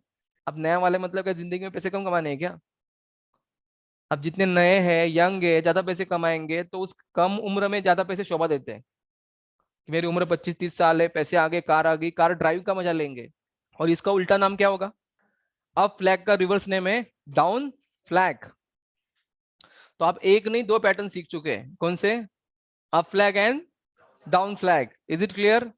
अब रहा सवाल कि क्या केवल ये इंट्राडे के लिए यूजफुल है, शॉर्ट टर्म के लिए यूजफुल है। देखो, ये जो आप देख रहे हैं इस पैटर्न का नाम है कप एंड हैंडल। तो इसका जो ब्रेकआउट है ये हुआ है लगभग 10 सितंबर 2020 को। ओके, तो बाय करना चाहिए था 440 से 475 के बीच में, टारगेट था 650, 3 महीने रखना चाहिए, और 416 और 380 के नीचे जाता है तो इस तेजी से हटना चाहिए। और टेक्निकल के साथ साथ फंडामेंटल इसलिए भी जोड़ दिया है कि इसका market price to book value ratio 3.86 है। Is it clear? तो यहाँ stochastic, RSI, MACD everything is bearish ऐसे लगता है, बट शॉर्ट टर्म में वो बेरिश है, मिड टर्म में वो बुलिश है। अब यही स्टॉक बजाज इलेक्ट्रिकल वहां से जो होना चाहिए था, देखो ठीक से, ये समवेयर अराउंड सितंबर के करीब हमारा रिकमेंडेशन था, सितंबर 2020। और वहां से अगर आप देखें तो 1 2 3 महीने में इसने 650 का टारगेट अचीव किया, और 650 से भी आगे गया 1100। तो इंट्राडे मतलब same day buy sell, short term मतलब 2 3 महीने के अंदर भी बाय सेल कर सकते हैं। वो लोगों ने बिल्कुल याद रखना है कि जिनके पास सर्विस बिजनेस के वजह से शेयर मार्केट का लाइव टाइम नहीं है, वो लोग 2 3 महीने के बाद भी शेयर बेच के 20 50 100 टक्का रिटर्न ले सकते हैं। शॉर्ट टर्म ट्रेडिंग, इसलिए आपका कोई भी टाइम आपके लिए प्रॉब्लम नहीं है सीखने के लिए या कमाने के लिए। ये देखो, ये मेरा खुद का बाइंग है, 50 शेयर 545 पे लिए मैंने, फिर इसको बेचे 635 से लेके 964 तक, और 63,000 ये मेरी कमाई हार्डली कोई 1.5 महीने के अंदर है। तो मेरा शेयर मार्केट का 24वां साल है। आप पूछेंगे कि मैं हम आपकी बातें क्यों सुने, आपने पैसे कमाए क्या शेयर मार्केट से? ऐसे हर नए व्यक्ति स्टूडेंट मन में सवाल रहता है, पूछना चाहिए ना भैया, हम हमसे सुन रहे हैं, सीखेंगे आप, पहले हमने भी कमाए कि जिंदगी में कभी? So this is second recommendation था हमारा एडवाइजरी के अंदर का, टिन प्लेट, और इसका पैटर्न था इन्वर्टेड हेड एंड शोल्डर। तो ये रिकमेंडेशन समय अराउंड मई 2021 का था। टारगेट इसके 75 दिन में 290 थे। ट्रेंड रिवर्सल 145 टू 118 है। Market price to book value ratio 2.58 है। P ratio 22, return on equity 11.6, मतलब टेक्निकली फंडामेंटली परफेक्ट स्टॉक है at this point of time. तो ये स्टॉक टिन प्लेट, इसका एंट्री था 225, टारगेट था 290, और 2.5 महीने में जाना चाहिए। और बिल्कुल ये 2.5 महीने से थोड़ा सा कम पीरियड में ये 270 हो गया, थोड़ा 1 2 महीने ज्यादा देते थे, ये 312 तक हो गया। तो इस तरह से आपको 2 4 महीने अकाउंट में रख के 20 30 40 50 टक्का तेजी हाथ में आती है। और इसके लिए आपने ना कोई न्यूज पढ़ा है, ना ही रिजल्ट पढ़ा है, ना प्रमोटर मैनेजमेंट, ना पेयर ग्रुप कंपैरिजन किया है। शेयर मार्केट में नए लोगों को अनेक बार इतना सारा स्टडी कम वक्त में पॉसिबल नहीं है।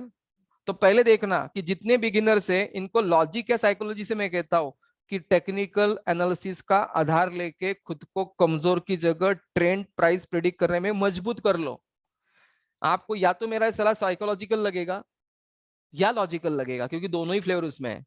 क्योंकि अगर किसी के पास नया है व्यक्ति, 3 6 महीने सॉलिड है स्टडी के लिए, तो फंडामेंटल से भी वो कम वक्त में एक्सपर्ट बन सकता है, लेकिन इतना समय देना पड़ेगा, नहीं तो उससे भी कम वक्त में तेजी मंदी की फोरकास्ट चाहिए आपको, तो फिर ये प्रकार यूजफुल है।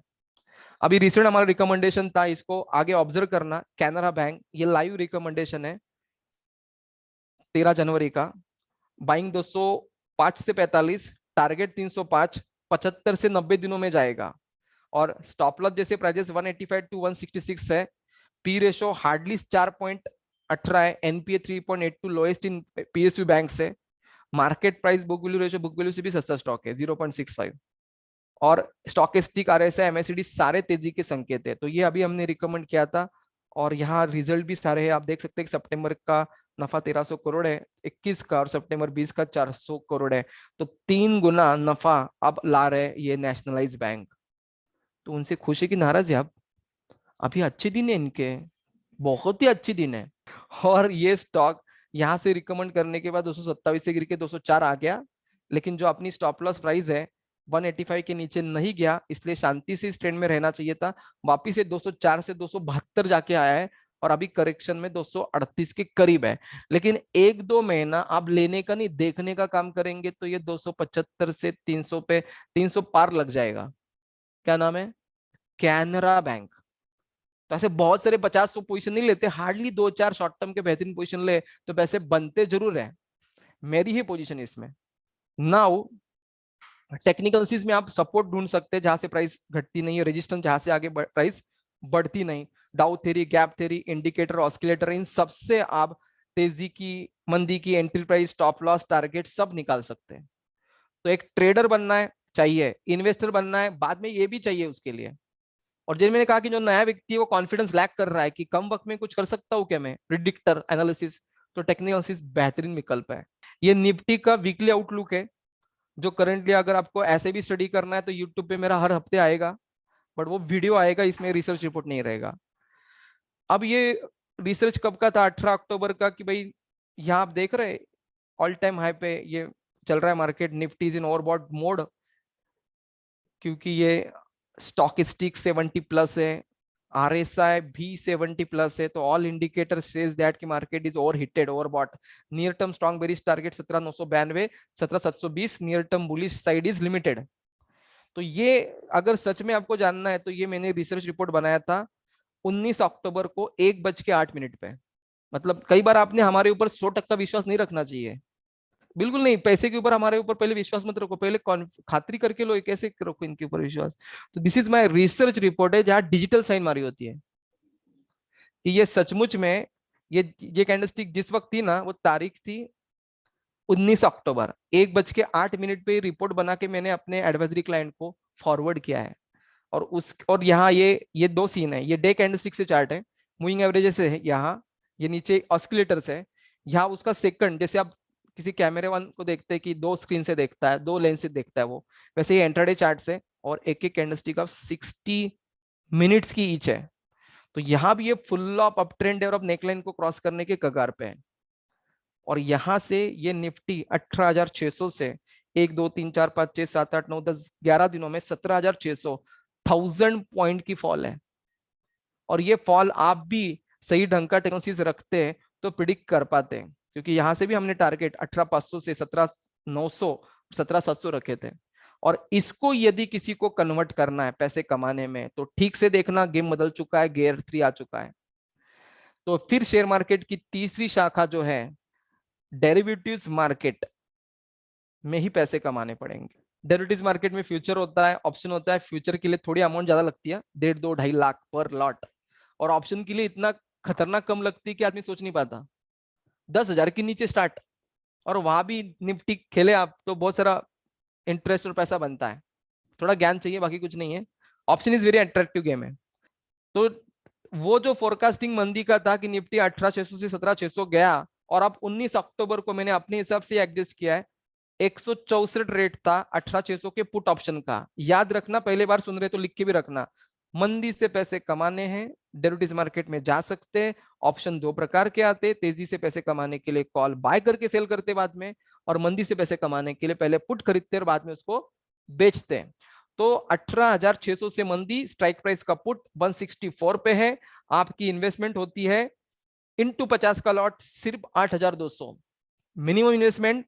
आप 100% गलत गए ना तो भी इतना ही जाता है। तो डर नाम की चीज 8,200 में कन्वर्ट करना। और जब ये निफ्टी गिरता है वैसे ही पुट के रेट बढ़ते हैं, 537, 618, 750। आप देखना 19 20 अक्टूबर हर दिन के रेट है, और थ्रू आउट द डे के ओपन हाई लो क्लोज का ये चार्ट है।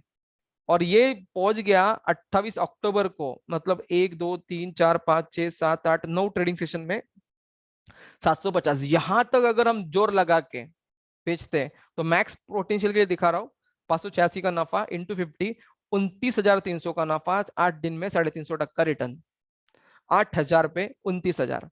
इसके लिए मार्केट का शूरवीर नहीं, समझदार व्यक्ति बनना पड़ेगा पहले, कि यस ट्रेंड पता है, प्रिडिक्ट कर सकते हैं। और एंट्राडे भी होता है option buy sell, short term भी होता है ऑप्शन में, 7 दिन, महीना, 3 महीने, साल, 2 साल, ऐसे लॉन्ग ड्यूरेशन के भी ऑप्शंस आते हैं। लेकिन पैसे कमाने की इच्छा नहीं, पैसे कमाने के लिए शेयर मार्केट में स्किल डेवलप करना पड़ता है। जैसे आप कभी कहते हैं कि ये सीए है, ये वकील है, इसलिए बहुत फी चार्ज करता है। तो वैसे शेयर मार्केट में अगर आप बोलेंगे कि मंथली 50,000 लाख 2 लाख कमा रहे, साल के 5-10 लाख कमाते हैं ना, तो वो ब्रोकरेज बचने से नहीं होते हैं, ना ही आपको ऐप देने से बनते हैं, ना ही आप रिस्क ले सकते हैं। केवल शेयर मार्केट को तरह तरह से प्रिडिक्ट कर सकते हैं क्या, वो एक्सपर्टाइज नॉलेज जो लोग मार्केट में लेके रखे इसलिए मार्केट में प्राइस बनती है, वो आपके पास है क्या? इस एक में मुद्दे पे आपके पैसे बनते हैं। और शेयर मार्केट में लक बाहर पार्क करके हम एंट्री करते हैं।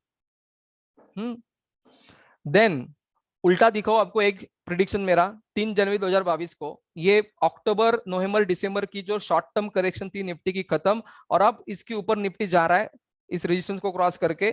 तो इसमें लिखा है Nifty is towards the reservation of bull rally, immediate bull target 17,493, 17,611, near term strong support 17,083, 16,820, Nifty likely bullish to sideways, तो यहाँ से तेजी के संकेत है। स्टॉकेस्टिक आरएसआई एमएसीडी बुलिश है क्योंकि 30 अबव है। अब यहां से ये पूरा डाउन ट्रेंड खत्म होने के कगार पे ये तेजी का इंडिकेशन था, तो आप देख सकते नीचे साइन भी है, और निफ्टी वहां से रैली कर गया। और इसको यदि इनकैश करना है तो आपको कॉल ऑप्शन में जाना है। 3 जनवरी को आप 17,400 का कॉल लेते 289 पे, 18 जनवरी को उसको बेचते तो 965 होता, आपकी इन्वेस्टमेंट होती 50 इंटू 290, 14,450, सेलिंग करते आप इसको 965 पे, तो 676 का नफा, 33,800 का नफा आपको आता, हार्डली 8 दिनों में 233% का रिटर्न। तो ये बिगिनिंग की अवस्था में इतना आसानी से नहीं करेंगे आप, थोड़ा सा मार्केट में समय बिताएंगे, 15 दिन, महीना, 2 महीना, थोड़ा बहुत स्टॉक मार्केट टेक्निकल फंडामेंटल पता है, थोड़े उतर चुके हैं, फिर थोड़ा सा जरा 2-3 महीने के बाद यदि सीख के समझ के कोई डेरिवेटिव्स में आता है ना, तो डेरिवेटिव्स का मैचिंग का कोई बंदा बनता है, क्योंकि ये थोड़ा सा स्पीड इसका ज्यादा है, इसमें फिर premium, intrinsic value, time value, volatile value, call put buy, call put short, hedging, ऐसे बहुत सारे वर्ड्स है कि जहां तक आप शेयर मार्केट से फेमिलियर नहीं होंगे तब तक आपको डेरिवेटिव्स पर फेमिलियर होना पड़ेगा। तो एक बहुत ही यहाँ एक भंडार है ज्ञान का। तो आई थिंक थोड़ा प्लान करना चाहिए, 1-2 महीने के अंदर उतरना चाहिए ट्रेडिंग के लिए। लर्निंग तो कभी चालू करो, लेकिन पैसे लगाना इतना जल्दबाजी मत करो। देन टाटा मोटर का एक चार्ट है, ठीक से देखना, ड्रीम के लिए हमारे डाउन ट्रेंड खत्म, अप ट्रेंड की शुरुआत, रिकमेंडेशन था मेरा जनवरी 2021 में, बाइंग 185 से 210, टारगेट था 240 से 316 शॉर्ट टर्म में, हटना तभी था जब तक प्राइस 155 के नीचे नहीं जाते। इसका भी market price to book value ratio 1.18 था, cheapest share in auto industry Tata motor, अब नहीं, 1 साल पहले। और तब ये टाटा मोटर वहां से देखो 205 से 358 हुआ हार्डली 1-1.5 महीने में, और मैंने खुद शेयर लिए 100 रुपए से 193 पे, लोएस्ट सेलिंग 241 से लेके 288 है, आई थिंक अगले स्लाइड पे हाईएस्ट सेलिंग 351 है। ये डीमैट में शेयर बाय सेल करके 2,06,000 का नफा 3-4 महीने में एक ही स्टॉक से मिला। क्योंकि हम सीख रहे, समझ रहे, लोगों को रिकमेंडेशन दे रहे, मेरी भी इच्छा है कि मेरे भी जीवन में पैसे आएंगे तो ही तो चीजें बाहर की खरीद सकता हूँ ना, तो पैसे बनने चाहिए। लेकिन अगर आप इसको डेरिवेटिव्स के एंगल से देखते हैं तो 8 जनवरी को 210 स्ट्राइक प्राइस का टाटा मोटर का कॉल ऑप्शन सिर्फ 6 रुपए में था, और लॉट 5,700 शेयर का था, पैसे लगाने पड़ते 34,000, वो अपने साइकिल वाले बेचते उसको 1, 2, 3, 4, 5, 6, 7, 8, 9, 10 दिनों में 96 पे, 90 रुपए इंटू 5,700, 5,13,000 रुपए आप बनाते 34,000 पे, 14 दिनों में 1,500% का रिटर्न। पॉसिबल इम्पॉसिबल, ऐसी रचना और व्यवस्था शेयर मार्केट में है या नहीं है? बट ये ऐसे हो गया ना कि 34,000 पे तो साइकिल आती है, टू व्हीलर तो 1 लाख पे आती है, लेकिन साइकिल के रेट में आ गई इधर क्विड। तो ये पॉसिबल है, और टाटा मोटर में 1 साल में 1-2 बार हुआ था ऐसे। तात्पर्य स्टार्टिंग में इतने पैसे नहीं बनने चाहिए हमारे, 34,000 पे 5 लाख, लेकिन बन सकते हैं, ऐसे विकल्प शेयर मार्केट में मौजूद है। ये देखो बेरिश पेयरसिंग था 16 फेब का इंट्राडे पे, निफ्टी का 17,340 से घट के ये 17,316 हो गया, और इसके ऊपर ये मेरा खुद का ट्रेड है। निफ्टी का पुट खरीदा मैंने कितने पे, 86 पे, बेचा इसको 98 पे, हार्डली मैंने एक लॉट पे 625 कमाए, और जस्ट 2 मिनट के अंदर ये 130 हो गया। मतलब मैंने बेचा 98 पे, तो 2 मिनट में इसका रेट 130 है, और ये वो सुनहरा दिन है जो आपको याद होगा तो पिछले हफ्ते का। ओके, तो ये मंदी से पैसे बने पुट से। देन ये बुलिश पेयरसिंग है, 16,840 से ये निफ्टी ऊपर गया, और यहां हमने कॉल ऑप्शन देखा 17 फेब का 16,900 का, और ये मेरे अकाउंट में बाइंग सेलिंग है कॉल का, बाइंग 134, 142 और सेलिंग 149 है। I book profit 1100। ये ट्यूसडे का तारीख है, मतलब 15 फेब है ये, और इसी दिन आप मैंने ये देखा कॉल 134 पे लेके 142 पे लेके 149 पे बेचा, ये उसी दिन इसका हाईएस्ट रेट 500 हो गया, एक दिन में 4 गुना पैसे। आपने वो देखा होगा निफ्टी 16,900 से 17,300-400 तक गया था, 500 पॉइंट निफ्टी ने छलांग लगाई थी। तो ये रैली यदि आप पकड़ पाते ऐसे कुछ पैटर्न से, लाइक दिस, ये बॉटम था तब निफ्टी का, bullish piercing pattern, you make money. और इसके बाद का दिन मतलब ये था, सेकंड डे, जहां हमने बेरिश पियर्सिंग देखा 16 तारीख को। तो ये मेरे खुद के ट्रेड है, ये बैच के अंदर स्टूडेंट के रिप्लाईज है, क्योंकि हम किसी को सिखाएंगे तो वापिस पूछेंगे। वो दो होता है ना कि आप सिखाने वाला पैसे कमा रहे हैं क्या, पहला। एंड सेकंड, आप सिखाने के बाद लाइव ट्रेडिंग कर दिखाते हैं क्या। आप लाइव ट्रेडिंग में क्या डमी दिखाओ कि मैं खुद ट्रेड करके दिखाऊं। तो कई बार होता है ना कि आप सीख रहे हैं और आपको कहूंगा आपके पैसे लगाओ, नहीं भाई पहले मैं उतरता हूँ, मेरा अच्छा बुरा होने दो उसके बाद आप डिसाइड करो। तो ये स्टूडेंट के बैच के अंदर के व्हाट्सएप ग्रुप के अंदर रिप्लाई है। तो दोस्तों, एज ए ट्रेडर बनना है, आपको टेक्निक्स चाहिए, मार्जिन बेस्ड काम होता है, और 30,000 से 1 लाख आपको कैपिटल चाहिए, और महीने के 30,000 से लेके 1 लाख आप कमा सकते हैं। शॉर्ट टर्म में आपको 2-3 महीने के अंदर बेचना चाहिए, 100% पैसा लगता है। टेक्निकल प्लस फंडामेंटल से काम चलाएंगे, शेयर फ्यूचर ऑप्शन सब में कर सकते हैं। 50,000 से लेके 2 लाख चाहिए शॉर्ट टर्म के लिए, तो 2-3 महीने के अंदर आप 50,000 से लेके 2 लाख बना सकते हैं। अगर आपको एक पोर्टफोलियो बनाना है 15-20 कंपनी का, 10-15 सेक्टर का, तो आपके पास होल्डिंग कैपेसिटी 3 महीने से लेके 1 साल की चाहिए। 100% पैसा लगता है। न्यूज रिजल्ट पे आपको बहुत काम करना पड़ेगा। शेयर्स का portfolio, IPO, mutual fund club करना पड़ेगा। कैपिटल हो सकता है पोर्टफोलियो सही ढंग का बने तो 1 लाख से 5 लाख लगता है। और अगर आप सही तरीके से बाय सेल करें उसको, तो किसी भी साल में आपको 2-3 लाख भी बन सकते हैं, क्योंकि 5 लाख के अगर 30% 50% भी मार्केट बना तो 2.5 लाख बनता है। देन आप समवेयर अराउंड 2-3 साल आगे जाए तो 5 लाख से लेके 20 लाख भी कमा सकते हैं। मतलब गारंटी नहीं, पॉसिबिलिटी है। अब मेरा शेयर मार्केट का 24वां साल है, 98 में मैंने एंट्री की है। तो ये केवल आपको बातों का जादूगर नहीं बनाना है, हकीकत भी आपको दिखाना है 1 मिनट में कि यार लोग खुद के पैसे लगा रहे हैं हमारे कहने पे। तो बहुत गलत बात है वो, क्योंकि सबूत क्या है। तो ये मेरा अकाउंट है, आप देखना, रियल अकाउंट्स। अब भारत सरकार बुलाने वाली है इनकम टैक्स भरने के लिए। तो ये 2011-12 का मेरा नफा है। 1 साल के बाद शेयर बेच के 2,05,000, शॉर्ट टर्म में 7,99,000, और इंट्राडे में 5,300, टोटल 10,10,000 ये नफा है 10 महीने का, गुड और बैड। मेरा पहला साल नहीं है, 24वां साल है। और 6 या 7 इकोनॉमिक साइकिल तेजी मंदी के देख के कुछ सीखा हो थोड़ा जिंदगी में। लेकिन पिछला साल जो था ना, उसका नफा कितना है, 1,29,000। तो 1 साल में इतना फर्क आ सकता है क्या? एक तो मार्केट में उतना आता है, एंड सेकंड आपके समझ में उतना आना चाहिए। ये देखो, अगर आप देखें शॉर्ट टर्म में मुझको ज्यादा पैसे कहाँ मिले। सीमेंस मेरा रिकमेंडेशन था, 2,000 पे खरीद के 2,300 पे बेचा है, अभी रेट 2,2500, 50,000 मिले। टाटा मोटर में 2,23,000, टाटा पावर मेरा खुद का एडवाइजरी का रिकमेंडेशन है। आप मेरे वेबसाइट पे ब्रीफ रिपोर्ट में देखना। ये मैंने खुद खरीदा है, टाटा पावर 90 पे खरीद के, हाईएस्ट बाइंग 134, लोएस्ट सेलिंग 103, और हाईएस्ट सेलिंग 184। तो ये एक सिंगल स्टॉक केवल हार्डली 3-6 महीने में होल्ड करो तो is giving a profit of 3,49,000। So good और बैड, ये सिर्फ मैं इसलिए आपको दिखा रहा हूं कि आपको ये ना समझे कि ये शेयर मार्केट कुछ गैम्बलिंग है।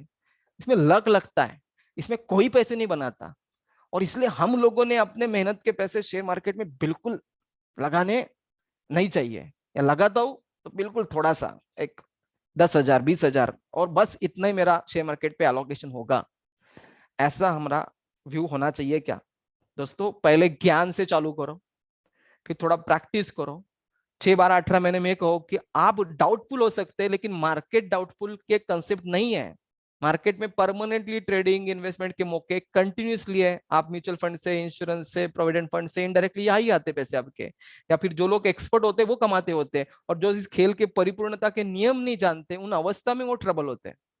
इसलिए नॉलेज भी कैपिटल बिल्ड करना है, और मॉनेटरी कैपिटल लेके भी यहाँ आना है।